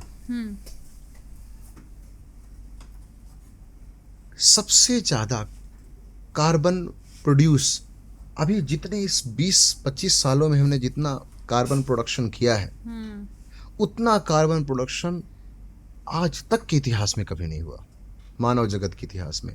जितना ज़्यादा टेम्परेचर 2024 में ये धरती जितना गर्म थी उतना आज तक के इतिहास में कभी नहीं थी जी। यानी कि आप इसका मतलब समझ रही हैं। इसका मतलब ये हुआ, अब एक बात और मैं आपको बता दूं। एक बहुत अच्छे मुझे बहुत अच्छा व्यक्तित्व लगता है, आचार्य प्रशांत करके, बहुत अच्छे पूर्व IAS अधिकारी थे और बहुत अच्छे मेंटोर भी हैं और बहुत अच्छे स्पिरिचुअल लीडर भी हैं। मैंने एक वीडियो देखा था बहुत अच्छा, उन्होंने एनवायरनमेंट पे बहुत बढ़िया बोला था। तो उन्होंने उनकी रिसर्च को मैंने पढ़ा तो मैंने देखा और भी बहुत सारे, जैसे WHO की रिपोर्ट आई और वर्ल्ड जियोग्राफिकल रिपोर्ट भी आई, उसमें ये बताया गया कि इस पूरी दुनिया के अंदर जो सबसे बड़ा ग्लेशियर है अंटार्कटिका, उसका एक बहुत बड़ा हिस्सा अलग होकर के पिघल रहा है। ठीक है, वो एक कई भारत देश उसके अंदर समा जाए, वो इतना बड़ा बर्फ का प्रदेश है। उसमें से 25% हिस्सा टूट करके समुद्र में समा गया है। कारण ग्लोबल वार्मिंग। ग्लोबल वार्मिंग से सिर्फ ये मत समझना कि टेम्परेचर हाई हो रहा है। सूर्य का तापमान जब बढ़ेगा तो सूर्य के तापमान के बढ़ने से हमारे हिमालय के बर्फ ग्लेशियर पिघलेंगे। ग्लेशियरों के पिघलने से नदियों में बाढ़ आएगी। नदियों में बाढ़ आने से आसपास के शहर डूब जाएंगे और नदियों का पानी समुद्र में जाएगा तो समुद्र का जलस्तर बढ़ जाएगा। समुद्र के जल स्तर के बढ़ने से सुनामी आएगी और टेम्परेचर हाई ही रहेगा तो हाई टेम्परेचर की वजह से जब ग्लेशियर खत्म हो जाएंगे तो नदियां सूख जाएंगी। नदियां सूख जाएंगी तो वाटर लेवल 0 हो जाएगा। तो न तो पीने के लिए पानी आपको नदी में मिलेगा, न तो बोरवेल में मिलेगा और न तो समुद्र में मिलेगा। अर्थात ये पूरी मानव सभ्यता पागल होकर के इसका अंत होगा। इसके जो मूल दोषी हैं वो मुश्किल से 20 से 25 लोग हैं। पता है आप, ये 20 से 25 लोगों की वजह से हो रहा है ये सब। और वो 20 से 25 लोग कौन है? लोग का मैं जब कह रहा हूं तो जितनी भी इंडस्ट्रियल एरिया है उसका मालिक तो एक ही होता है ना। एक मालिक के 20-20, 50-50, 100-100, 200-200, हजार फैक्ट्रियां चल रही हैं। ये सारा फैक्ट्री का कार्बन निकल करके हमारे एनवायरनमेंट में जा रहा है और ओजोन परत को क्षीण कर रहा है। ओजोन परत के क्षीण होने से सूर्य का प्रकाश आएगा और सूर्य का प्रकाश जो पराबैंगनी किरणें जो रोकती थी ओजोन परत, वो क्षीण हो रही है और सूर्य की जो प्राण घातिनी यानी स्किन को जला देने वाली जो किरणें हैं वो धीरे धीरे डायरेक्ट पृथ्वी पर अटैक कर रही हैं। और अभी मैं आपके पॉडकास्ट से एक अनाउंस कर रहा हूँ, आज डेट क्या है? 4 जुलाई। 2024 4 जुलाई को हम ये पॉडकास्ट कर रहे हैं। अगली 2025 में जब हम दोबारा यहाँ मिलेंगे तो आप देखेंगे हमारा टेम्परेचर 60 प्लस हो चुका होगा और 60 प्लस हो चुका होगा और उसके आने वाले 2 से 3 साल के अंदर टेम्परेचर 70 पहुंच जाएगा। आप समझ रही हैं 70% के टेम्परेचर में कोई इंसान सरवाइव नहीं कर सकता। जीवन मुश्किल हो जाएगा, जीवन नष्ट हो जाएगा, जीवन खत्म हो जाएगा। 50 पे कितने लोग मर गए? कितने लोग मर गए? आपने सहारा रेगिस्तान का नाम सुना होगा। सहारा रेगिस्तान पहले एक हरा भरा जंगल हुआ करता था, लेकिन यही ग्लोबल वार्मिंग के कारण आज वो रेगिस्तान बन गया है। इसी तरीके से ये जितने भी आज हमारे जंगल हैं, जितने भी हिमालय हैं, जितने भी शहर हैं, धीरे धीरे आने वाले टाइम पे पूरे जंगल और बंजर हो जाने वाले हैं। इसलिए हमारे पास ज़्यादा समय नहीं है। 20 साल का लास्ट समय इस मानव सभ्यता के पास है। अगर 20 साल के अंदर हम बच गए तो बच गए, वरना 20 सालों के बाद जो होगा वो शायद इस मानव सभ्यता के अंत का समय होगा। और इसके जो कारण हैं, इसके कारण सिर्फ मैंने बताया 20 से 25 इंडस्ट्रियलिस्ट हैं हमारे, जिनको हम अपना आइडल मानते हैं, वो लोग हैं। हमें धीरे धीरे सरकार को भी चाहिए, आम पब्लिक को भी चाहिए। देखिए आप एक, जैसे कि आप हम पॉडकास्ट कर रहे हैं, एसी चल रहा है, तो एक एसी कितना कार्बन उत्सर्जन करता होगा और एक फैक्ट्री कितना कार्बन उत्सर्जन कर रही होगी?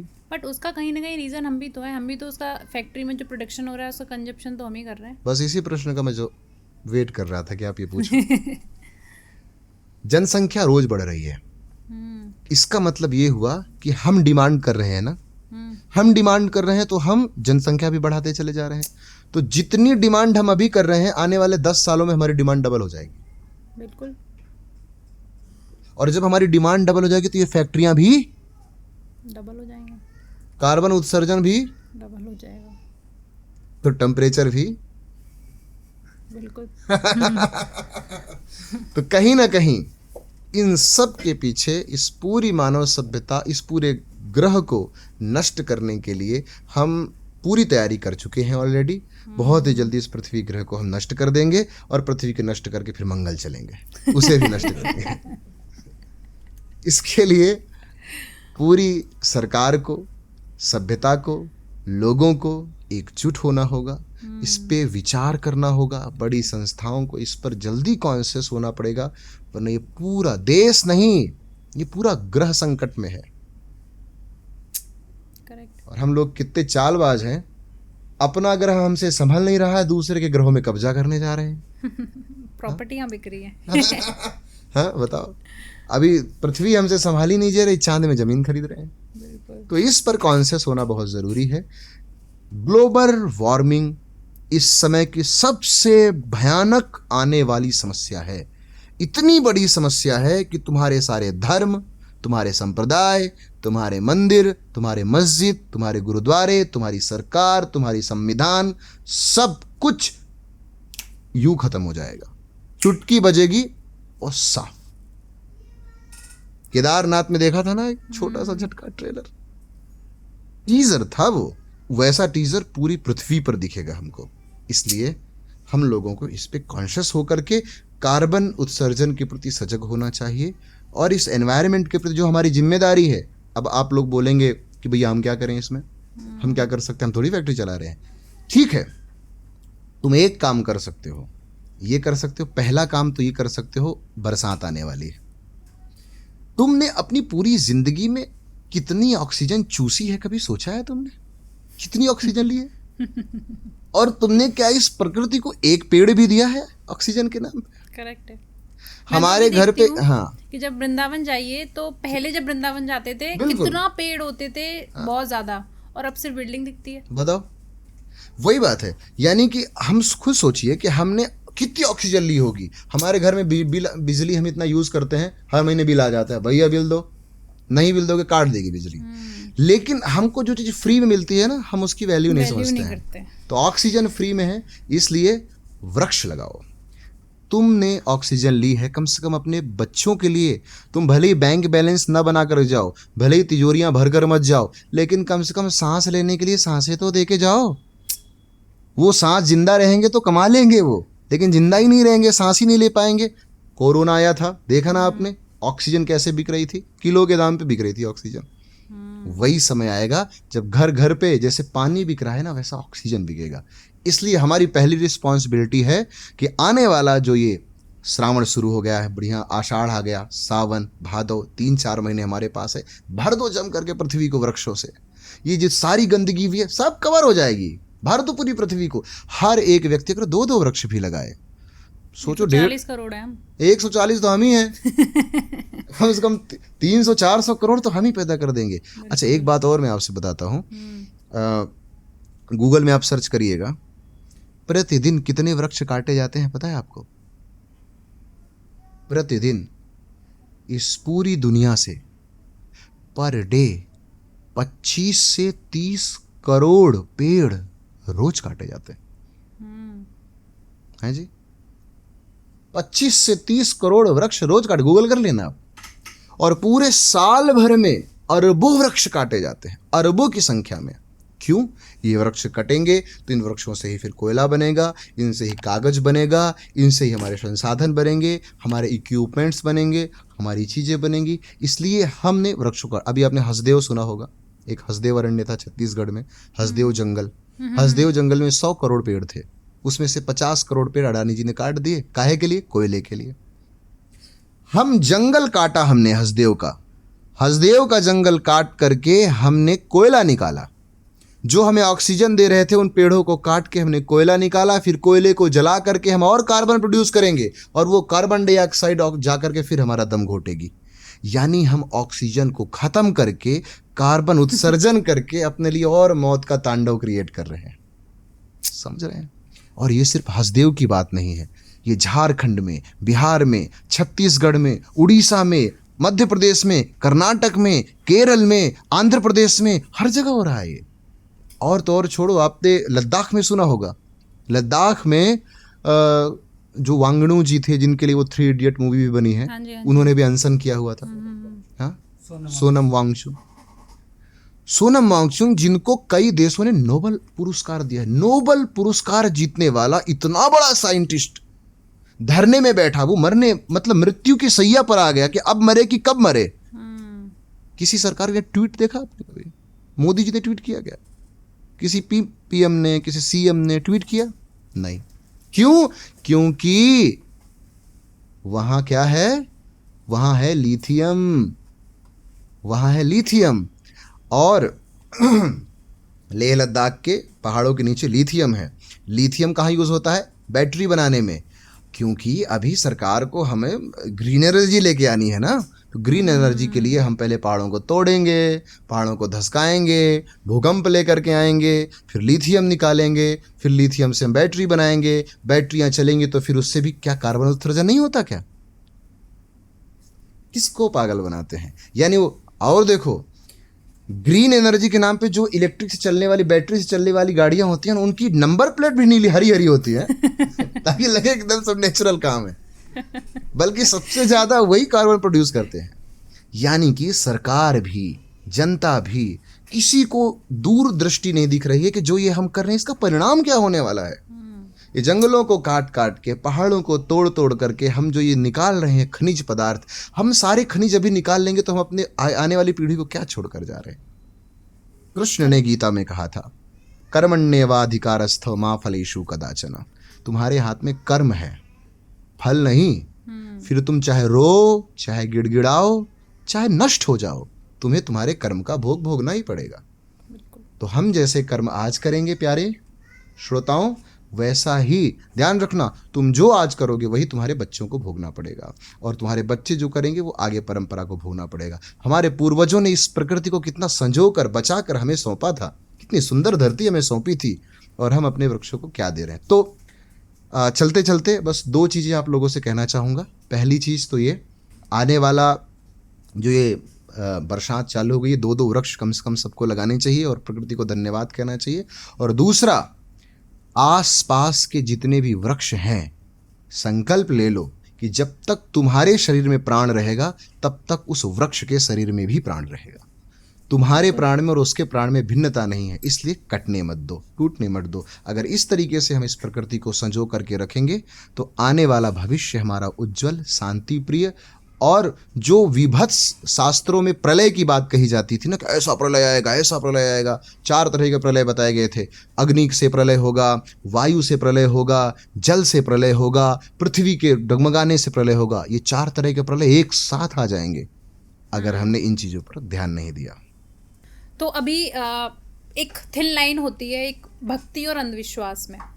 तो अभी एक केस जो रिसेंटली हुआ है हाथरस में, जहाँ पे एक बाबा के प्रवचन सुनने के लिए, और प्रवचन तो ठीक है बट जो रीज़न था उस जो भगदड़ हुई उसका वो था कि उनकी गाड़ी जब वहाँ से निकली तो उस गाड़ी की मिट्टी लेने के लिए लोग भागे और उसकी वजह से जो भी हुआ दर्दनाक हादसा वो हुआ।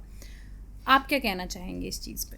पहली बात, वो बाबा नहीं है। दूसरी बात, वो संत नहीं है। तीसरी बात, वो ब्राह्मण नहीं है। चौथी बात, दिखने में ही ढोंगी लगता है। 4 बातें। पहली बात, बाबा कहकर सनातन धर्म को टारगेट मत करो, संत कह के सनातन धर्म को टारगेट मत करो, भक्त कह के हरि और नारायण को टारगेट मत करो। दूसरी बात, उनके प्रवचन मैंने सुने, थोड़ा रिसर्च किया, जो भी वॉटेवर, वो जाटव है कोई शायद, हाँ करेक्ट, जाटव, ओके, जो भी है, उसने अपने प्रवचन में साफ साफ कहा है, ना मैं कोई बाबा हूँ, ना मैं कोई संत हूँ, ना मैं कोई कथावाचक हूँ, ना मैं कोई प्रवचन करता हूँ, ना मेरा सनातन धर्म से दूर दूर तक कोई लेना देना है, ना मेरी पुराणों में शास्त्रों में कोई श्रद्धा है। साफ साफ कहा है। तो तुम पागल करने क्या गए थे वहां? करने क्या गए थे? लेकिन कहीं पे ये भी सुनने में आया है उन्होंने अपने आप को भगवान भी बताया है। मैं बोलूं कि मैं भगवान हूं, तुम मान लो। मतलब आई एम शॉक्ड कि इतनी भीड़, क्योंकि मैंने भी सुना है, क्योंकि वो जहाँ पे मेरा मायका है वहाँ के हैं वो, तो मैंने भी सुना है कि जब वो आते हैं, जब उनका समागम या जो भी होता है, तो ट्रेन ऐसे धस धस के भर के आती है आस पास के इलाकों से कि 1-2 तो वहीं काम हो जाता है। व्यक्ति को स्वयं कुछ नहीं करना, उन्हें चाहिए चमत्कार, इंस्टेंट। बिल्कुल। और चमत्कार भी होता नहीं है, चमत्कार हो रहा है ऐसा दिखाया जाता है। समझ रही है? जो बेचारे आते हैं, उनके जितने भी स्रोत हैं, उनके चेहरे देखो आप, सब की जो इनकम है वो 50,000 से नीचे वाले हैं। 50,000 से ऊपर इनकम वाला कोई भी इनकम टैक्स नहीं भरता होगा जो उनके प्रवचन सुनता होगा। ठीक? यस। गरीब लोग हैं, शोषित लोग हैं, पीड़ित लोग हैं, जीवन में परेशान हैं, ना उनको धर्म का ज्ञान है, ना धर्म शास्त्रों का ज्ञान है, ना उन्होंने धर्म शास्त्रों के बारे में कभी पढ़ने का प्रयास किया है, ना उनके पास इतना समय है। ऐसा माहौल, ऐसा एनवायरनमेंट क्रिएट कर दिया जाता है ढोंग का कि बस वहाँ पे जाओ, वहाँ पर ऐसा हो गया, धूल उठा लो, वहाँ की धूल को माथे में लगा लो और सीधा नारायण तक पहुँच जाओ, सीधा नारायण की कृपा हो गई। यार सीधी सी बात यह है कि लोग तो हैं तुम्हारा शोषण करने के लिए, लेकिन तुमको सोने में और पीतल में फर्क करना आना चाहिए। मैं नहीं कह रहा उस बाबा का मैं कोई पक्षधर हूं, ना मैं उसके विरोध में हूं, मैं जनता के विरोध में हूं। मुझे जनता से बहुत दुख है। तुम लोग 2 लाख की भीड़ में वहां पहुंच गए उसके पास। एक बात बताओ, तुमने एक बार भी भगवत गीता खोलकर देखी? एक बार भी भगवत गीता खोलकर देखी? एक बार भी तुमने रामचरितमानस खोलकर देखी? एक बार भी तुम किसी संत के पास जाकर के बैठे? योग बागेश्वर वाले हैं धीरेन्द्र कृष्ण शास्त्री जी, आज तक आपने सुना उनके कथा में भगदड़ हुई हो? एक व्यक्ति की भी मृत्यु हुई हो? लाखों लोग आते हैं, एक भी व्यक्ति की मृत्यु नहीं हुई उनके यहाँ पे। क्यों नहीं हुई मृत्यु इसलिए नहीं हुई क्योंकि वो व्यक्ति स्वयं को भगवान नहीं, वो व्यक्ति हनुमान जी को, नारायण को, राम जी को भगवान फ्रंट में रखकर स्वयं को सेवक के रूप में रख करके उनकी आज्ञा का अनुसरण कर रहे हैं। ध्यान रखना मेरी बात का, अगर तुम अज्ञानी रहोगे तो तुम्हारे शोषण करने वाले तैयार हैं। अगर तुम आज तो हाथरस का इतना विभत्स, इतना डरावना इतना जो ये हादसा हुआ है इसकी भरपाई तो हो नहीं सकती है किसी भी मायने पर। लेकिन अगर हम लोग जागरूक नहीं हुए, अगर हम अपने शास्त्रों से नहीं जुड़े, अगर हम अपने धर्म ग्रंथों से नहीं जुड़े, अगर हम अपने सच्चे संतों से नहीं जुड़े हैं। आप भागवत कथा सुनने जाइए, भागवत कथा में आप देखोगे कि ज़्यादा से ज़्यादा आपको 5,000 10,000 मैक्सिमम लोग दिखेंगे। क्यों? क्योंकि वहाँ सत्य बताया जा रहा है, वहाँ पर आपको वास्तविक ईश्वर के बारे में चर्चा की जा रही है। वहाँ पर कहा जा रहा है ईश्वर ईश्वर कुछ नहीं, ले माटी मेरी, खत्म काम। नाम देखो व्यक्ति का कैसा है, हरि नारायण, पता नहीं क्या क्या था उसका नाम, हरि नारायण साकार, भोला बाबा। 15-20 और जोड़ लेता नाम इधर उधर के भी। He was ex वो कांस्टेबल या कुछ थे ना वो। He was a terrorist. He was a आतंकवादी। वो एक आतंकवादी है, वो एक टेररिस्ट है। वो अपनी एक प्राइवेट आर्मी गठित कर रहा था जिसे वो नारायणी सेना का नाम देता था। उसकी सेना में 10,000 से लोग, कौन सा बाबा है जिसके 10,000 से ज़्यादा अंग सेवक हो? 10,000 से ज़्यादा आर्मी थी उसके पास। वो टेररिस्ट था और ये अति हो रही थी उसके काल की, इसीलिए उन मासूम लोगों के माध्यम से उसका अंत हुआ है। ये उन मासूम लोगों के साथ हुआ, उसके लिए मैं प्रभु से प्रार्थना करूंगा उनकी आत्मा को शांति दे। लेकिन आने वाले सभी लोग इस बात को समझें, टेररिस्ट में और संत में फ़र्क समझो, ज्ञान में और अज्ञानता में फ़र्क समझो। वो व्यक्ति 10,000 लोगों की आर्मी बना करके यूपी को घेरने की तैयारी कर रहा था। देखो आप न्यूज़ चैनल दिखा रहे हैं लोग सब, हाँ? उसकी गुप्त सुरंगें देखो, उसकी सिस्टम देखो। ही was a terrorist, he was अ आतंकवादी, not a Baba, not a संत। ऐसे व्यक्ति को तो गोली मारना चाहिए सीधा सीधा। ऐसे व्यक्ति को प्रवचन करने कैसे दे दिया? क्या हमारी आस्था को ठेस नहीं पहुंच रही है कि सनातन धर्म को? आप क्राइस्ट के वो क्रॉस लटकाओ और हालेलुया हालेलुया करते घूमो, देखो कल से तुम्हारा मर्डर ना हो जाए तो। तुम अभी अल्लाह अकबर करना शुरू करो, कल से तुम्हारा फतवा जारी ना हो जाए तो। हिंदू धर्म सहिष्णु है, करते रहो इसके लिए जो करना है, गरियाते रहो इसको, इसका मिसयूज करते रहो। सहिष्णु है, बड़ा दिल है, सबको समेट लेता है, पूरे अस्तित्व को अपने अंदर ले लेता है। इसलिए इन जैसे टेररिस्ट आ जाते हैं। सबसे मेरी हाथ जोड़ के प्रार्थना है, हाथरस के केस से शिक्षा लीजिए और इन जैसे ढोंगियों से, पाखंडियों से अपनी बहन बेटियों को, अपने घर को, बच्चों को, परिवार को बचाइए और वास्तविक सनातन से, वास्तविक धर्म से जुड़िए। धर्म कभी शोषण नहीं करता, धर्म कभी अंधविश्वास नहीं फैलाता, धर्म सच्चा राह दिखाता है। धर्म वास्तविक, धर्म तुमको कहता है कि आत्मदीपो भवः, प्रज्ञानदीपो भवः, ब्रह्मदीपो भवः। अपने धर्म को जानो, धर्मशास्त्रों को जानो, अपने संतों को जानो। अगर नहीं जानोगे तो इन जैसे ढोंगी पाखंडी तुम्हारा शोषण करते रहेंगे। और सबसे महत्वपूर्ण बात यह है, सरकार से मेरी प्रार्थना है, या हमारा पॉडकास्ट कोई सरकार के नुमाइंदे, कर्मचारी अगर ये बात सुन रहे हैं तो ये बात आप लोगों से कहना चाहूँगा सोशल लाइट के माध्यम से कि अगर सरकार कोई ऐसा बोर्ड नहीं बनाती है, कोई ऐसा संगठन नहीं बनाती है, यदि सबको फ्रीडम ऑफ स्पीच उनके मन के मुताबिक ही रही, अगर कोई ऐसा फिल्टर नहीं हुआ जहां पर सत्य और असत्य को छाटा जा सके, तो कोई भी व्यक्ति कहीं भी कैसा भी करके बाबा बन जाएगा। कोई व्यक्ति कोई भी मुद्दा उठा करके वेब सीरीज बना देगा, कोई व्यक्ति कैसी भी उठा करके फिल्में बना देगा, कोई कुछ भी करेगा। लोगों की भावनाएं भड़केंगी, तुम कुछ करोगे, फिर इधर से कोई कुछ करेगा, फिर उधर से कोई दंगे होंगे, आपस में अराजकता फैलेगी और ये देश धीरे धीरे धीरे धीरे धीरे धीरे गर्त की ओर जाएगा और हम आपस में लड़ के मर जाएंगे। इसलिए प्रार्थना करूंगा सरकार से भी कि इस पर आपको एक्शन लेना चाहिए और ऐसे संगठन को बीच में बनाना चाहिए जो ऐसी चीज को, फ्रीडम ऑफ स्पीच को भी कंट्रोल कर सके। एक लाइन ड्रॉ होनी चाहिए, लाइन ड्रॉ होनी चाहिए। अभी रिसेंटली पार्लियामेंट में राहुल गांधी ने भी हिंदू को बोल दिया कुछ। जी वही बात है कि मतलब कुछ भी बोल रहा है आदमी, कोई मतलब ही नहीं है। कोई किसी को भी गाली, कोई बताओ संसद में कोई कुछ भी बोले जा रहा है, वो कह रहे हैं कि सारे हिंदू आतंकवादी। बताओ, हिंसक होते हैं। हिंसक का मतलब वही आतंकवादी हो गया ना, कि जो हिंसा कर रहा है वो आतंकवादी हो गया। मतलब खैर क्या बताएं, उनका तो खैर उनकी गलती नहीं है, उनका बीजारोपण ही थोड़ा गड़बड़ हो गया इधर उधर, तो थोड़ा हो ही जाता है। उनसे मुझे यही उम्मीद थी, इससे ज़्यादा उनसे उम्मीद भी नहीं थी। लेकिन मैं सरकार से ये थोड़ा सा कहना चाहूँगा कि ऐसी लोगों के लिए ऐसी चीज़ों की एक ड्रॉ लाइन होनी चाहिए, ताकि जो आम जनता है जो ऐसे पीस जाती। बताओ, आपने अभी बताया थोड़ी देर पहले कि कितने तो पुलिस वालों हार्ट अटैक से मर आ गए। गया। मतलब सोचो, देख करके दृश्य अगर व्यक्ति के प्राण निकल गए तो कैसा माहौल होगा वहां का। Of course। और उसमें ज्यादातर सब SC ST थे और सारे गरीब ही थे, सारे गरीब ही थे, कोई अमीर नहीं जा रहा था वहाँ। सारे गरीब ही थे। और सबसे बड़ी बात यह है कि वो कोई सोशल मीडिया पे नहीं है, वो कहीं भी नहीं है। उनकी जो स्पीचेस वगैरह जो भी होते होंगे वो भी कहीं यूट्यूब वगैरह पे ऐसे जनरली देखने को नहीं मिलते अभी। और वो कैसे उन्होंने कनेक्शंस बना लिए हैं कि वो कहीं भी जाते हैं और इतनी भीड़ आ जाती है। बिल्कुल बिल्कुल। मैंने जैसे आपसे थोड़ी देर पहले बोला कि 10,000 लोग उसकी आर्मी में हैं, ठीक है। उसने आर्मी का अलग अलग जोन बांट रखा। आप देखोगे जब वो कहीं, अभी आप देखना, रिसर्च करना, आप देखेंगे कि जब वो व्यक्ति आता है तो कई ड्रेस की आपको उसमें उसके फोर्स दिखेगी।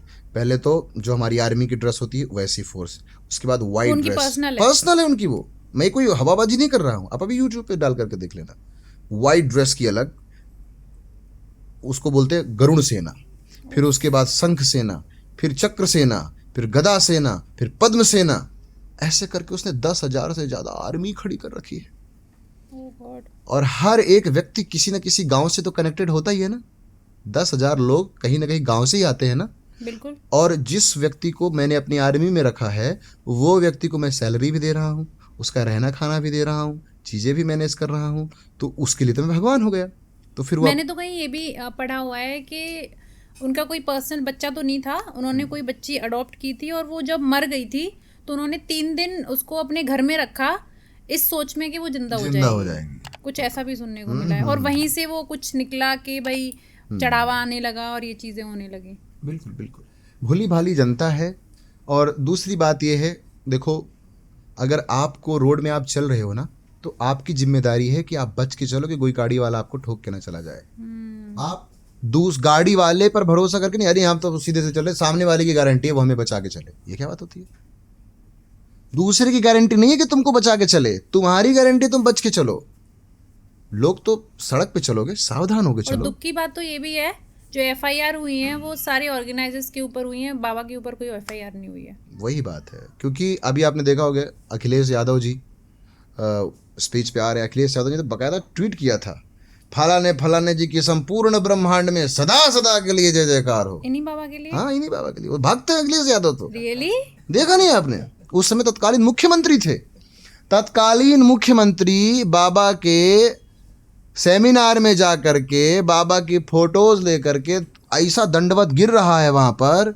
जब एक स्टेट का चीफ मिनिस्टर जा करके ऐसी चीजें करेगा तो भोली भाली जनता क्या करेगी? रियली? और देखो, इसका जो पूरा साम्राज्य है ना वो लगभग उत्तर भारत में है, इधर यूपी के उसी एटा वेटा मैनपुरी के वो पूरा एरिया है जो पूरा अखिलेश का एरिया है। तो ये अब देखो, ये भगवा उगवा क्यों नहीं पहना? अखिलेश को कभी किसी आपने साधु संत की कथा में जाते देखा क्या? भागवत में जाते देखा? यज्ञ में जाते देखा? बांके बिहारी मंदिर में जूता पहन के घुस गया था ये, समझ रहे हो आप? तो इस व्यक्ति को किसी संत के यहाँ जाते नहीं देखोगे, लेकिन ढोंगी के यहाँ जाते देखोगे। क्यों देखोगे? क्योंकि इनकी कम्युनिस्ट सोच और उसकी भी कम्युनिस्ट सोच, वो भी सनातन विरोधी, ये भी पूर्ण सनातन विरोधी। वो सनातन को गाली दे रहा है, ये सनातन वालों पर गोलियां चलवा रहे हैं। दोनों की विचारधारा तो लगभग सेम ही है। तो ये बाबा भोली भाली जनता को धर्म के नाम पे जोड़ता है और फिर अखिलेश जी आकर के बढ़िया व्हाइट कॉलर करके अरे हमारे ये फलाने ठिकाने, और वोटिंग इफेक्ट होती है उससे। Yes, this is a pure voting strategy. सिर्फ वोट के लिए वोटिंग पॉलिटिक्स है। और ये इन जैसे ढोंगियों को इन जैसे ढोंगी राजनेता ही पालते हैं। और ये जितने लोग मरे हैं ना, इस पे जितना हाथ बाबा का है, जितना हाथ ऑर्गेनाइजर का है, उतना ही हाथ समाजवादी पार्टी का और अखिलेश यादव का भी है। इस बार को जरूर डालना पॉडकास्ट में। बिल्कुल बिल्कुल। क्योंकि अगर तुम लोग इस तरीके से सपोर्ट करोगे तो भोली भाली जनता को तो यही लगेगा ना कि भाई हमारा चीफ मिनिस्टर आ रहा है, मतलब कि सत्य है। करेक्ट। बताइए आप। तो बेसिकली उनको वो इमोशनली बॉन्ड करना जनता को, ये फेथ बिलीफ देना और उसमें फिर वो वोटिंग भी, ठीक है। सो अब हम लोग बात करेंगे अभी जो रिसेंट कंट्रोवर्सी हुई, क्योंकि आप वृंदावन के हैं तो you are the right person जो मैं आपसे पूछूं। प्रदीप जी महाराज जो आप जानते ही होंगे, सीहोर वाले, सो उन्होंने एक स्टेटमेंट दे दिया राधा जी के बारे में, जिसपे प्रेमानंद जी महाराज थोड़े गुस्सा हो गए। सो उन्होंने जो स्टेटमेंट दिया है राधा जी के बारे में, क्या वो ऑथेंटिक है या क्या आपके विचार क्या हैं उस स्टेटमेंट पे? लोभी गुरु लालची चेला, दोनों नरक में ठेलम ठेला। एक कहावत है ये। देखो, सारी लड़ाई अहंकार की है। प्रेमानंद महाराज जी को इसमें जबरदस्ती घसीटा गया है। प्रेमानंद महाराज जी एक बहुत प्यारे संत हैं, बिल्कुल। और प्रेमानंद महाराज जी को गलत तरीके से, प्रेमानंद महाराज जी इस बात पे नाराज नहीं हुए कि वो व्यक्ति ने क्या कहा श्री जी के बारे में। प्रेमानंद महाराज जी इस बात पे नाराज हुए कि उसने किस तरह से बोला श्री जी के बारे में। ओके, समझ रही है ना? वे ऑफ टॉकिंग, मतलब तुम एक ऐसे पर्सन हो कि तुमको लाखों लोग सुन रहे हैं फिजिकली सामने बैठ करके जी, और उनको, वो तुम्हें अपना आइडल मान रहे हैं, और तुम वहां पर व्यासपीठ पर बैठ करके और एक पराशक्ति के बारे में, एक ऐसी शक्ति के बारे में जिसके बारे में तुम्हें एक्चुअली कुछ नहीं पता है, एक्चुअली तुम नहीं जानते हो, कोई अनुभव नहीं, कोई एक्सपीरियंस नहीं, जो तुमने पढ़ा भी नहीं है उसके बारे में कुछ बढ़िया से, तुमने उसके बारे में बहुत विभत्स तरीके से, भयानक तरीके से स्टेटमेंट ऐसे दिए जैसे पड़ोस की एक बिगड़ैल छोरी हो कोई, ऐसा तुमने स्टेटमेंट दिया। ये बहुत गलत है। दूसरी बात यह है, देखिए कौन क्या बोल रहा है, सही कौन है गलत कौन है, ये हम जनता पे छोड़ देते हैं जी। हम इस पे थोड़ी सी अपनी चर्चा कर लेते हैं। दोनों ही तथ्यों को मैं साफ साफ रख देता हूं आपके सामने। श्री राधा का उल्टा होता है धारा, ठीक है?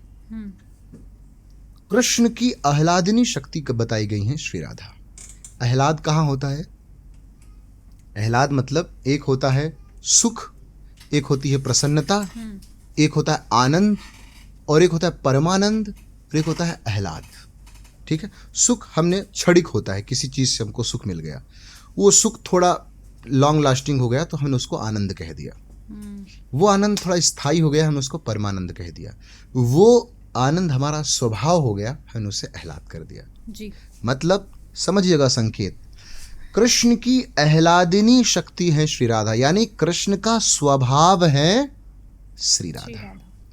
श्री राधा का उल्टा हुआ धारा, यानी कृष्ण के भीतर बहने वाली जो स्वभाव की धारा है, जो व्यक्तित्व की धारा है, जो चेतना की धारा है, जो ऊर्जा की धारा है, उस धारा से संबंध बनाने के लिए, उस धारा से जुड़ने के लिए हमारे ऋषियों ने राधा की उपासना करी। समझ रहे हैं जी। जब हमारी चेतना, हमारी ऊर्जा बहिर्गामी होती है, यानी अपने सुख की तलाश बाहर करती है, हमारी आंखें सुखी होने के लिए बाहर कुछ ढूंढ रही हैं, कान प्रसन्न होने के लिए बाहर कुछ ढूंढ रहे हैं, हमारे हाथ पैर सुखी होने के लिए बाहर चीज़ों को तलाश कर रहे हैं, तो वो क्या हुआ, हमारी ऊर्जा अधोगामी हो रही है, यानी बाहर की तरफ जा रही है जी। लेकिन जब हमारी ऊर्जा, हमारी चेतना आनंद के लिए, प्रसन्नता के लिए, उत्साह के लिए किसी भी बाहरी चीज पे डिपेंड नहीं है, हमारा आनंद हमारे ही भीतर हो गया, यानी हमारी शक्ति ऊर्ध्वगामी हो गई, यानी ऊपर की ओर हो गई, है ना? एक तो शक्ति नीचे की तरफ बहती है, एक शक्ति ऊपर की तरफ बहती है। नीचे की तरफ बह रही, बाहर की तरफ बह रही है तो अधोगामी हो गई, वही हो गया संसार, वही हो गई माया, वही हो गया बंधन। वही चेतना जब ऊर्ध्वगामी हो जाती है तो वही हो गया ध्यान, वही हो गई समाधि, वही हो गई चैतन्यता, और वही हो गई राधा। यानी श्री कृष्ण से तुम संबंध कब बना पाओगे? जब श्री कृष्ण की व्यक्तित्व को समझोगे ना, जब श्री कृष्ण की चेतना को समझोगे ना, जब श्री कृष्ण के भीतर के व्यक्तित्व को तुम नहीं समझोगे तो कृष्ण से संबंध कैसे बनाओगे? अगर आप मेरे व्यक्तित्व के बारे में नहीं जानती, मेरे काम के बारे में नहीं जानती, मेरी विचार मेंटालिटी के बारे में नहीं जानती, तो आपका हमारा कभी भी एक बढ़िया बॉन्डिंग नहीं बन पाएगी। बढ़िया बॉन्डिंग के लिए मेरे बारे में जानना जरूरी है। ऐसे ही कृष्ण की जो आह्लाद है, कृष्ण का जो प्राण है, कृष्ण की जो चेतना है, कृष्ण की जो ऊर्जा है, वो एक फॉर्म वो है जो कृष्ण जैसा दिखता है बाहर से, जिसने मोर पंख धारण कर रखा है, जिसने बांसुरी ले रखी है, जिसने लगा रखा है, पीतांबर धारण कर रखा है, पर एक कृष्ण वो है जो उसके भीतर बह रहा है। एक कृष्ण जो बाहर दिख रहा है, एक कृष्ण जो भीतर बह रहा है, जो धारा कृष्ण के भीतर बह रही है, वो धारा का उल्टा कर दो तो वही हो जाती है राधा। इसलिए राधा कृष्ण दो एक है, अंतर नहीं निमेष। राधा कृष्ण कृष्ण है, राधा एक प्राण, दो रूप अगाधा। दो रूप अलग अलग दिख रहे हैं लेकिन दोनों के प्राण एक ही हैं। कितनी सूक्ष्म बात कही गई। मतलब कहने का ये हो गया कि तुम जब राधा और कृष्ण अलग अलग बोल रहे हो, तुमने वहीं गलती कर दी। पहला ही टॉपिक ही गलत कर दिया तुमने कि तुमने राधा कृष्ण को अलग अलग दिखा दिया, पहली बात। और दूसरी बात यहां पर मैं क्लियर कर दूं कि कई जगह पुराणों में ऐसा वर्णन मिलता है कि श्री राधा रानी की छाया का विवाह किसी अयन से हुआ। ठीक है, मैं इसको सांकेतिक रूप से कह देता हूं। वस्तुतः सबका जो जिससे भी जिसका विवाह हो रहा है ना, सबका छाया से ही विवाह हो रहा है। और एग्जैक्टली समझना, तुम कौन हो। आपका जो ये शरीर है, इसका कुछ नाम है, इसका कुछ रूप है, इसका कुछ रंग है। क्या तुम शरीर हो? शरीर नहीं रह जाएगा तो क्या तुम नहीं रह जाओगे? शरीर जब नहीं था तो क्या तुम नहीं थे? तुम कहीं एडजस्ट करते थे, एग्जिस्ट करते थे, तभी तो इस शरीर में आए। बिल्कुल। अगर तुम कहीं होते ही नहीं तो शरीर में आते कहां से? और अगर ये शरीर में तुम हो, मतलब शरीर के बाद भी कहीं तो जाओगे। बात समझ में आ रही है? आंख नहीं रहेगी फिर भी तुम रहोगे, कान नहीं रहेगा फिर भी तुम रहोगे, हाथ पैर नहीं रहेगा फिर भी तुम रहोगे। यानी कि ये शरीर क्या है? तुम्हारी छाया, तुम्हारी आत्मा की छाया ही है तुम्हारा ये देह। तुम्हारा सबका हमारा विवाह छाया से ही सबके साथ हो रहा है, पर आत्मा का विवाह केवल परमात्मा से हो सकता है। आत्मा का स्वामी केवल परमात्मा हो सकता है। इसीलिए समाधि के बाद जब योगी अपने प्राण को परमात्मा में न्यौछावर करता है, सन्मिश्रित कर देता है, एक कर देता है, उसे ही निर्वाण कहा जाता है, उसे ही कैवल्य कहा जाता है, उसे ही परम गति कहा जाता है। तो यहां पर पुराण एक संकेत दे रहे हैं, संकेतात्मक रूप से समझाने का प्रयास कर रहे हैं कि वस्तुतः राधा तो, पुराण में स्पष्ट कहा गया है, राधा तो वस्तुतः कृष्ण का अभिन्न अंग है, पर उनकी छाया का विवाह किसी और से हुआ। समझ रहे हो बात को? ये जी। समझ रहे हो? इसका मतलब क्या हुआ कि छाया भिन्न है सबकी और आत्मा भिन्न है सबकी। ऐसा नहीं केवल राधा रानी के साथ ऐसा, ऐसा नहीं केवल सीता जी के साथ ऐसा है, तुम सबका भी जिससे विवाह हुआ है तो तुम्हारी छाया का ही हुआ है। तुम्हारा विवाह तो केवल प्रभु से ही होगा। हर एक आत्मा का स्वामी तो केवल परमात्मा ही है। तुम पूर्ण परमात्मा, तुम सबके स्वामी। इसलिए राधा तत्व के विषय में जो भी ये कंट्रोवर्सी चल रही है, ये सारी कंट्रोवर्सी ज्ञान का अभाव है और अपने अपने अहंकार का पोषण है। सबको मौका मिल गया, इधर उधर के लोगों को भी थोड़ा सा तूल मिलने का मौका। जिनको कोई कुत्ता भी नहीं पूछता था बाहर का, वो भी इस टॉपिक पे आकर के रील बना बना के वायरल हो रहे हैं। तो टॉपिक हो जाता है, लोगों को वायरल करने का मौका मिल जाता है। और दूसरी बात ये भी हो जाती है कि लोगों को थोड़ा सा शांति पसंद भी तो नहीं होती, थोड़ी थोड़ा होना चाहिए हलचल वलचल, उठा पटक, इधर उधर कुछ ना कुछ खुराफात चलती रहे, ताकि लोगों को लगे हाँ हाँ हम भी धर्म के लिए लड़ रहे हैं, हमको अकेला मत समझो। तो कुछ लोग ऐसे पाखंडी लोग भी अपने अपने आप को करने के लिए कोई प्रेमानंद महाराज जी का सहारा ले लेते हैं, कोई प्रदीप मिश्रा जी का सहारा ले लेते हैं।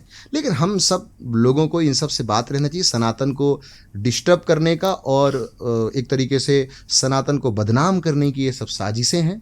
सनातन शास्त्र और सनातन का दर्शन बहुत बहुत बहुत बहुत ऊंचा है। सनातन की बात ऐसी है कि एक बात में उन्होंने करोड़ों बात कह दी है, एक बात पे करोड़ों बातें कह दी गई हैं। अभी जो राधा रानी की बात कही जा रही है, राधा रानी राधा तत्व को प्रकट करने वाले, जिन्होंने इस सारे संसार को राधा तत्व के बारे में बताया, पता है वो कौन थे? श्रीहित हरिवंश महाप्रभु। हरिवंश महाप्रभु से पहले कोई नहीं जानता था कि राधा तत्व क्या चीज क्या है, कोई नहीं जानता था। क्या है राधा, कोई नहीं जानता था, तो ये गुप्त था। ठाकुर जी ने महादेव से भी कहा था कि इस तत्व को गुप्त रखना, गोपनीयम गोपनीयम गोपनीयम प्रयत्नतः, जितना गोपनीय रखना, क्योंकि चर्चा का डिबेट का विषय नहीं है। तो मैं बस 1 मिनट लूंगा इस पे और क्लियर करता कि बहुत ज्यादा कंट्रोवर्सी चल रही है इस चीज को, ताकि लोगों को थोड़ा समझ में आए। ये पूर्णतः राधा तत्व परम गोपनीय और परम रहस्य इसीलिए रखा गया क्योंकि राधा तत्व बोलने का विषय नहीं है, राधा तत्व जीने का विषय है। श्रीहित हरिवंश महाप्रभु जिन्होंने हमको प्रकट किया राधा तत्व, उन्होंने 84 पद लिखे, 84 पद। उसमें से एक पद के बारे में बताता हूं। उनका पहला पद है, जोई जोई प्यारो करे सोई मोहि भावे, भावे मोहि जोई, सोई सोई करे प्यारे।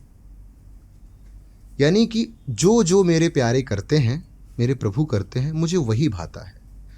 तो जो मुझे भाता है वही मेरे प्रभु करते हैं। जोई जोई प्यारो करे, सोई मोहि भावे, भावे मोहि जोई, सोई सोई करे प्यारे। मोको तो भावे ठौर प्यारे के नैनन में, मुझको तो बस प्यारे के नैनों में ही ठौर मिल रहा है। प्यारो चाहे मेरे नैनन के तारे, प्यारे मेरे नैनों के तारे होना चाहते हैं। जय श्री हित हरिवंश हंस हंसिनी सावल गौर, कहो कौन कले करे जल तरंग न्यारे। जिस तरीके से जल और उसकी तरंग को भिन्न नहीं किया जा सकता, जल को और उसकी तरंग को अलग अलग नहीं किया जा सकता, वैसे ही मुझे और मेरे प्रियतम को अलग अलग नहीं किया जा सकता। समझ रहे हो आप बात? यानी कितना ऊर्ध्व बात है कि मतलब मेरा प्रियतम मुझ में इतना ज्यादा समाया हुआ है कि मेरे और प्रियतम के बीच में इतनी भी भिन्नता नहीं है कि उसको थोड़ा भी डिस्टेंस दिया जा सके। कैसा? जैसा जल और उसकी तरंग के बीच में मध्यस्थता होती है, रिदम होती है, वैसे ही मेरे और मेरे प्रभु के बीच में रिदम है। तो यही बात किसके बारे में कह रहे हैं? वो राधा रानी और ठाकुर जी के बारे में बता रहे हैं महाप्रभु कि कृष्ण और राधा का ये व्यक्तित्व है, राधा कृष्ण का ये स्वरूप है। समझ रहे हैं? जल और तरंग जैसा। तो ये डिबेट का विषय नहीं है, ये जीवन का विषय है, ये जीने का विषय है। राधा तत्व डूबने का विषय है, राधा तत्व जानने का नहीं, राधा तत्व खो जाने का विषय है। जब तुम राधा तत्व की बात कर रहे हो, मतलब तुम कृष्ण के व्यक्तित्व की बात कर रहे हो, तुम कृष्ण के अहलाद की बात। पहले राधा तत्व छोड़, तो पहले कृष्ण को तो जान लो। कृष्ण को जानने के लिए पहले गीता तो जान लो। तुमने 700 श्लोक गीता के पढ़े नहीं गए और आ रहे हो राधा जी पे प्रवचन करने के लिए, श्री जी पर प्रवचन करने के लिए, है ना? तो सबसे मेरा हाथ जोड़कर प्रार्थना है, ये सब बहुत ब्रह्मांड की सबसे ताकतवर शक्तियां हैं। ये ब्रह्मांड की सबसे ताकतवर शक्तियां हैं। कुछ भी बोलकर, कुछ भी सुनकर, कुछ भी कमेंट कर, हमको ब्रह्मांड की शक्तियों से हस्तक्षेप नहीं करना चाहिए, छेड़खानियां नहीं करना चाहिए।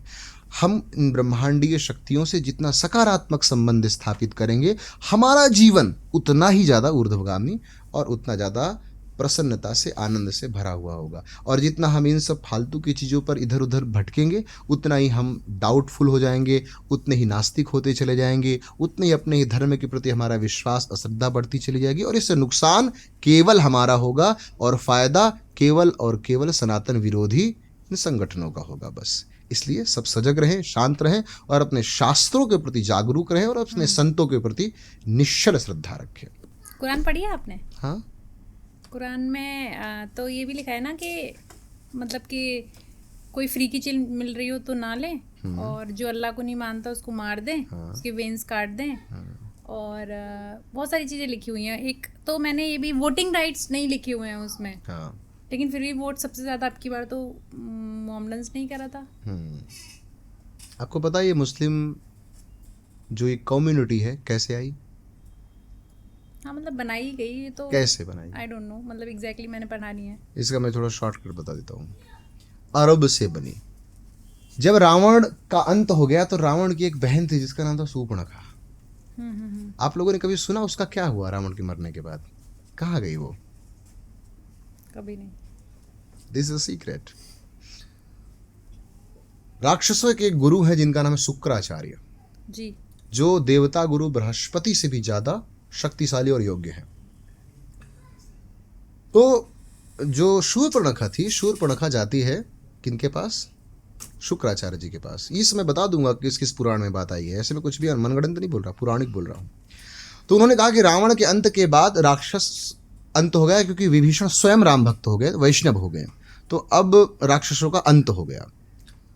तो राक्षसों के बचाने के लिए क्या किया जाए? तो उन्होंने शिव जी की उपासना के लिए प्रेरित किया।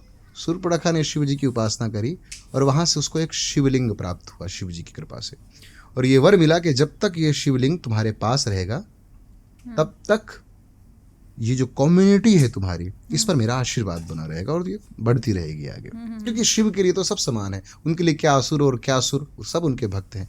रावण को भी वो वरदान दे रहे हैं और राम को भी वो वरदान दे रहे हैं, उनके लिए सब समान है।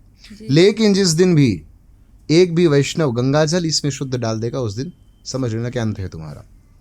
ठीक है, वो लेकर आया गया, कहाँ स्थापित किया गया? जहां दूर दूर तक कोई ना मिले, ऐसा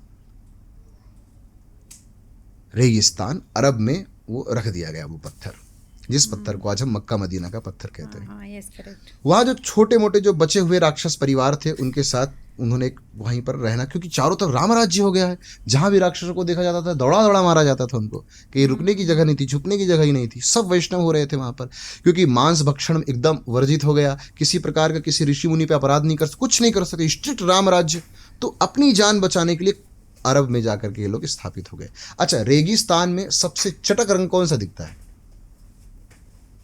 रेगिस्तान में सबसे चटक दिखता है हरा रंग, हरियाली। दूर दूर तक हरियाली नहीं है, दूर से भी कहीं हरियाली होगी तो अलग ही दिखता है भैया, हरा। तो उन्होंने अपना मूल रंग कलर क्या रखा? हरा। हरा। अब भाई वहां पर तुम रेगिस्तान में हो, तो रेगिस्तान में तुमको अपनी कौन बेटी देने आएगा? कोई ब्याह तो करेगा नहीं तुम्हारे साथ।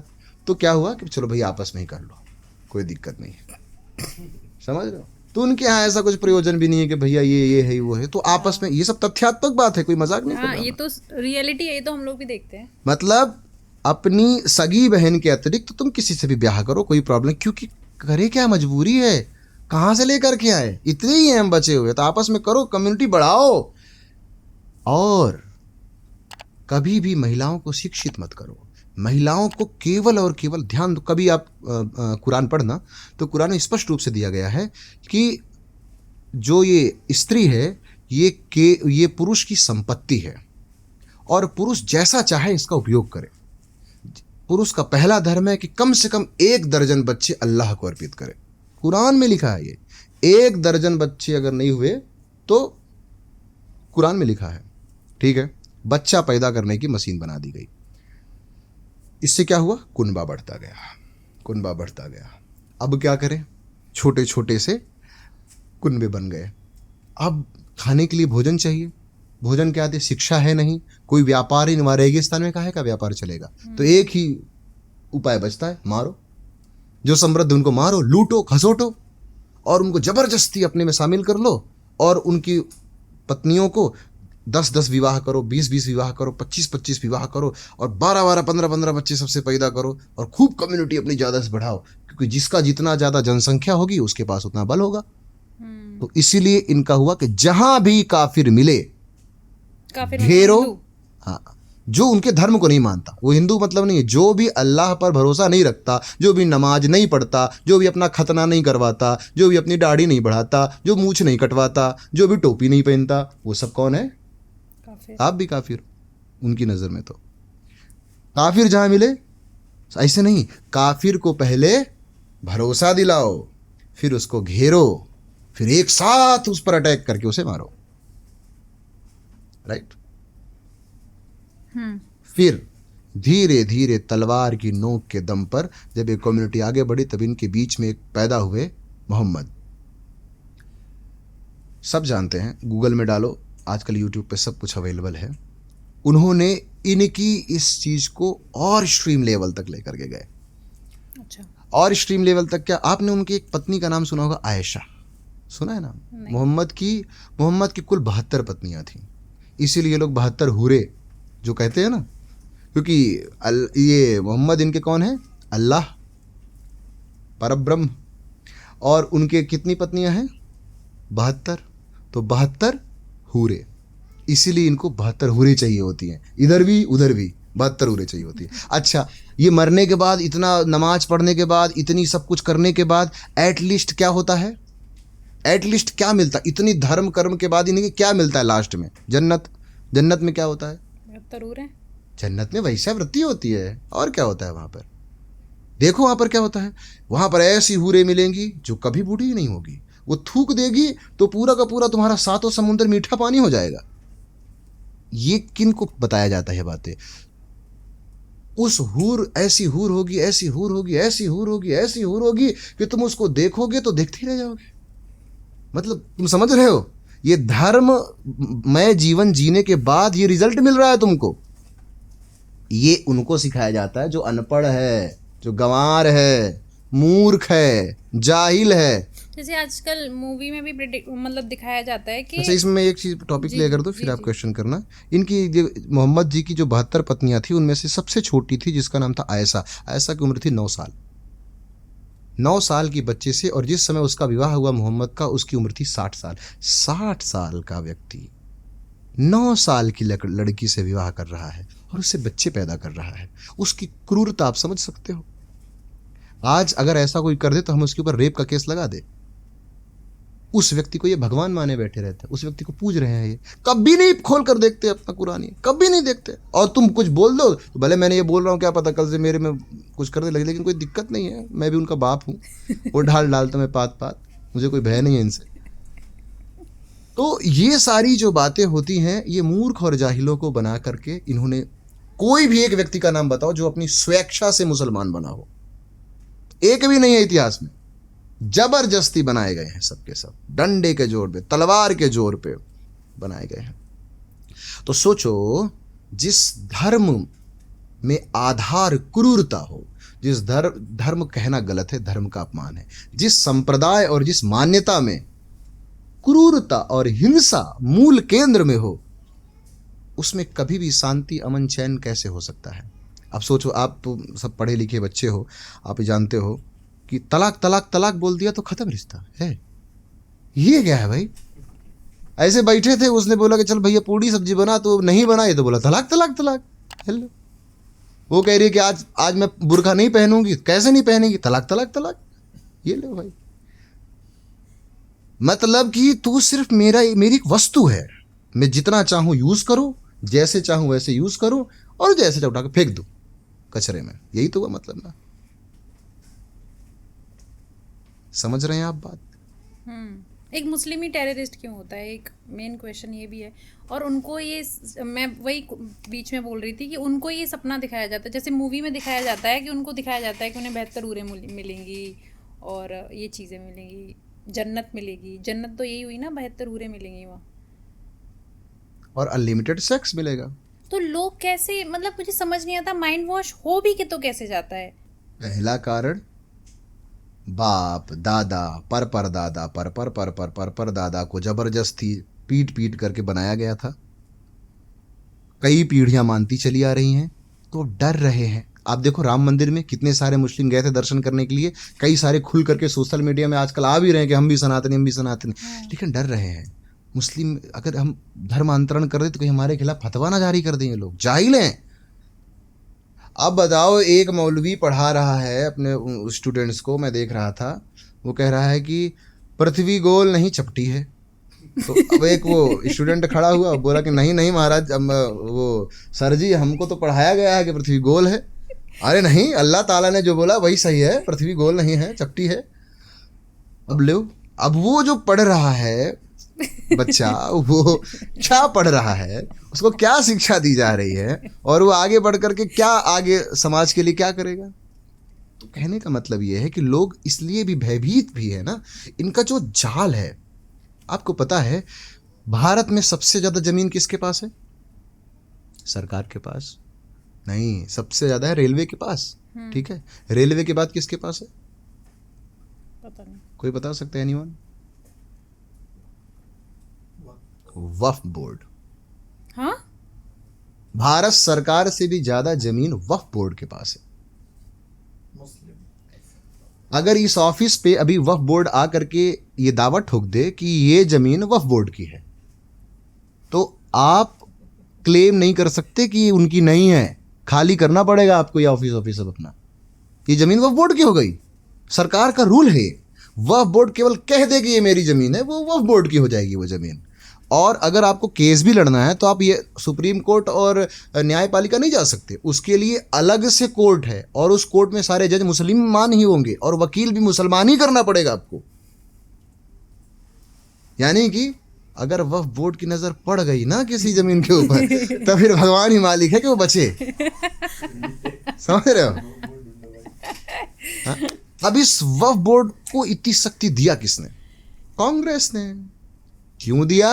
वोट के लिए।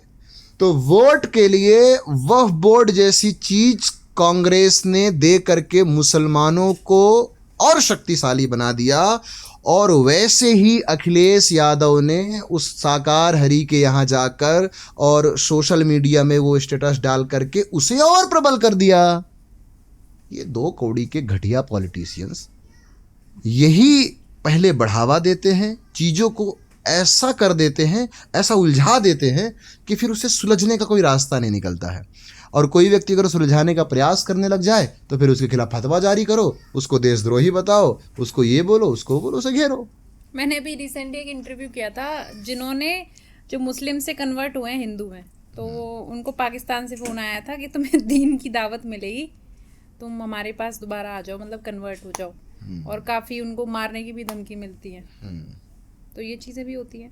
दीन की दावत का मतलब होता है कि तुमको भीख मिलेगी, यानी दीन, उसमें भीख में सबसे पहला टॉप, कभी कलमा पढ़ना, कभी आप दीन का कलमा पढ़ना, क्या होता है? पहला कलमा में पहला मतलब होता है तुमको मनपसंद स्त्री मिलेगी, फ्री में। पहला कॉलम ही यही है, पहली हूर मिलेगी पहले नंबर। दूसरे नंबर पे भोग करने के लिए बढ़िया घर मिलेगा, फिर ताकि तुम बढ़िया भोग कर सको लंबे टाइम के लिए, इसके लिए बढ़िया खाना पीना मिलेगा, और ताकि तुम बढ़िया थोड़ा टहल वहल भी सको थोड़ा सा, उसके लिए तुमको बढ़िया गाड़ी मिलेगी। ये है दीन की दावत। यानी ये पूरा सिस्टम वासना पे चल रहा है। जो ये दावत देगा दीन की, उनके पास पैसा कहाँ से आ रहा है? आजकल तो आदमी अपने पैसे के लिए भाग रहा है, उन लोगों को कहाँ से पैसा आता है? क्वेश्चन किया है आपने, शानदार। एक आपने नाम सुना होगा, रिसर्च करना बच्चों, एक होता है हलाला सर्टिफिकेट, आपने सुना है? हाँ, हलाल सर्टिफिकेट। करेक्ट। हलाल सर्टिफिकेट अभी रिसेंटली तो हर एक खाने वाली चीज पे आ रहा था, हर एक प्रोडक्ट में हलाल सर्टिफिकेट होता है।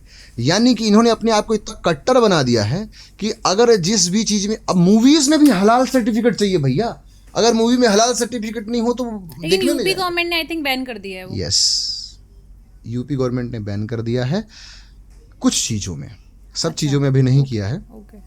तो ये क्या करते हैं, हलाल सर्टिफिकेट पाने के लिए तुमको कुछ परसेंट इन्हें देना पड़ता है। अब ये परसेंट कहाँ जाता है? ये सब जाता है वक्फ बोर्ड के पास, और वक्फ बोर्ड इसे कर दिया टेररिस्ट। ये सारा टेररिस्ट के लिए अटैक में काम आता है, सारी चीजें एक्टिविटी करने में। टेक्निकली हम ही लोग दे रहे हैं कि हमारे ऊपर हाँ, अटैक करो भाई। आप भी दे रहे हो, आप भी दे रहे हो, आप भी दे रहे हो, सब दे रहे हो, सब शामिल हो इसमें, राइट? सही बात है। ये सिस्टम बहुत, ये जाल बहुत बहुत, मैंने कहा हलाल का मतलब तो वही हुआ ना, थूकना। हाँ, हलाल का मतलब हुआ स्वीकार करने योग्य, इनके भाषा में हलाल का मतलब स्वीकार करने योग्य, हराम का मतलब अस्वीकार करने योग्य। तो स्वीकार करना उनका मतलब यही हुआ ना कि मतलब मैंने तो ये सुना है ना, हलाल में अभी रिसेंटली वीडियोस भी आ रही थी, एक वीडियो तो मैं बड़ी खतरनाक देख रही थी कि जो खीरा नहीं होता, एक मुस्लिम खीरा पैक कर रहा था और उसको चाट के खीरा पैक कर रहा था, मतलब उसका था हलाल कर रहा था। हाँ, राइट। इनका कहने का मतलब ये है कि सबको, जैसे मैंने बोला, क्या ये क्या है, राक्षसों के वंशज हैं। पहले मैंने जहाँ से टॉपिक शुरू किया था आपको, आप कभी अगर कोई गया हो मक्का मदीना, तो वहाँ पे आप देखना, वहाँ अंदर एंट्री करने से पहले आपको गौमांस खिलाया जाता है। जब तक आप गौमांस नहीं खाओगे अंदर नहीं एंट्री कर सकते, भगवा पहनकर नहीं घुस सकते अंदर, पानी बाहर से लेकर नहीं जा सकते वहां। क्यों? क्योंकि अगर कोई भी सात्विक व्यक्ति ने, वैष्णव ने शुद्ध गंगा जल पवित्र मन से अगर स्नान करा दिया मक्का मदीना में, तो उसी क्षण ही ये समाप्त हो जाएंगे सारी चीजें। वो इतनी बड़ी शक्ति, इसलिए वो प्रोटेक्ट करके रखे हुए हैं उसको। इनका कहना यह है कि जितने लोगों को दूषित कर सको, समझ रहे हो, जितने काफिरों के भीतर खुदा का अक्ष, ये अपनी थूक को क्या बोलते हैं, खुदा का अक्ष, जितने काफिरों के भीतर डाल सको, उतना ही तुमसे खुदा मेहरबान होता है, उतनी ही तुम्हारी पुकार को सुनता है। तो ये लोग थूक कर अपने अक्ष को डाल रहे हैं। काहे के लिए डाल रहे हैं? ताकि सब काफिरों पर ये कृपा करें, दया करें। एक्चुअली दया कर रहे हैं थूक करके अपनी नजरों में।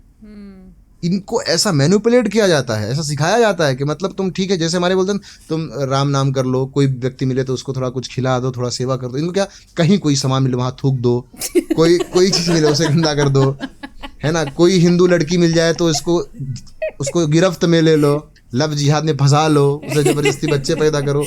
ये सब इनको सिखाया जाता है ना। और ये सब इनको कहाँ सिखाया जाता है? मदरसे में। मदरसा है इनका नॉलेज सिस्टम, जहाँ इनको बताया जाता है कि पृथ्वी गोल नहीं चपटी है, जहाँ इनको बताया जाता है कि नहाने की कोई आवश्यकता नहीं, पैर धुल लो, स्नान मान लिया जाएगा। जहाँ इनको प्रॉपर आतंकवादी कैसे बनते हैं, कैसे प्रॉपर गंवार कैसे बना जाता है, इसकी शिक्षा दी जाती है। प्रॉपर जाहिल कैसे होता है, उसकी ट्रेनिंग दी जाती है। जब वो प्रॉपर व्यक्ति मस्त जाहिल हो जाता है तो फिर उसको विशेष सेंटर्स पर भेज दिए जाते हैं, जहाँ पर उनको फिर आगे की तैयारियां करनी पड़ती है। और फिर हम सबको पता है 26/11, पुलवामा, उरी, ये सब चलता रहता है। तो कहने का भाव ये है, देखो मैं इंसानियत के विरोध में नहीं हूं, लेकिन मैं इस मुस्लिम कम्युनिटी के सख्त विरोध में हूं। ये पूरी की पूरी नाम, ये पूरी की पूरी जाति, ये राक्षसों का पर्यायवाची है। इनकी एक्टिविटी, इनकी सोच, इनकी मानसिकता, इनकी महिलाओं की प्रति जैसा ये देखते हैं, इनका नज़रिया। अभी आपने सुना होगा कोई अलीगढ़ में कोई 2 बच्चे थे, वो खेल के, एक हिंदू था एक मुसलमान था। वो मुसलमान रोज़ उसके घर में आता था, एक दिन आया और कुछ क्या बात हो गई, गला रेत करके चला गया। सुना था ना आप लोगों ने? सुना, गला रेत के चला गया। रोज आता था, चाय पीता था, नाश्ता करता था, खाना खाता था, अचानक गला रेत के चला गया। इनको यही सिखाया जाता है कि काफिरों से पहले मिलो, उनसे प्रेम व्यवहार बनाओ, फिर उनको घेरो और मार दो। यही सीखते हैं, तो यही करते हैं।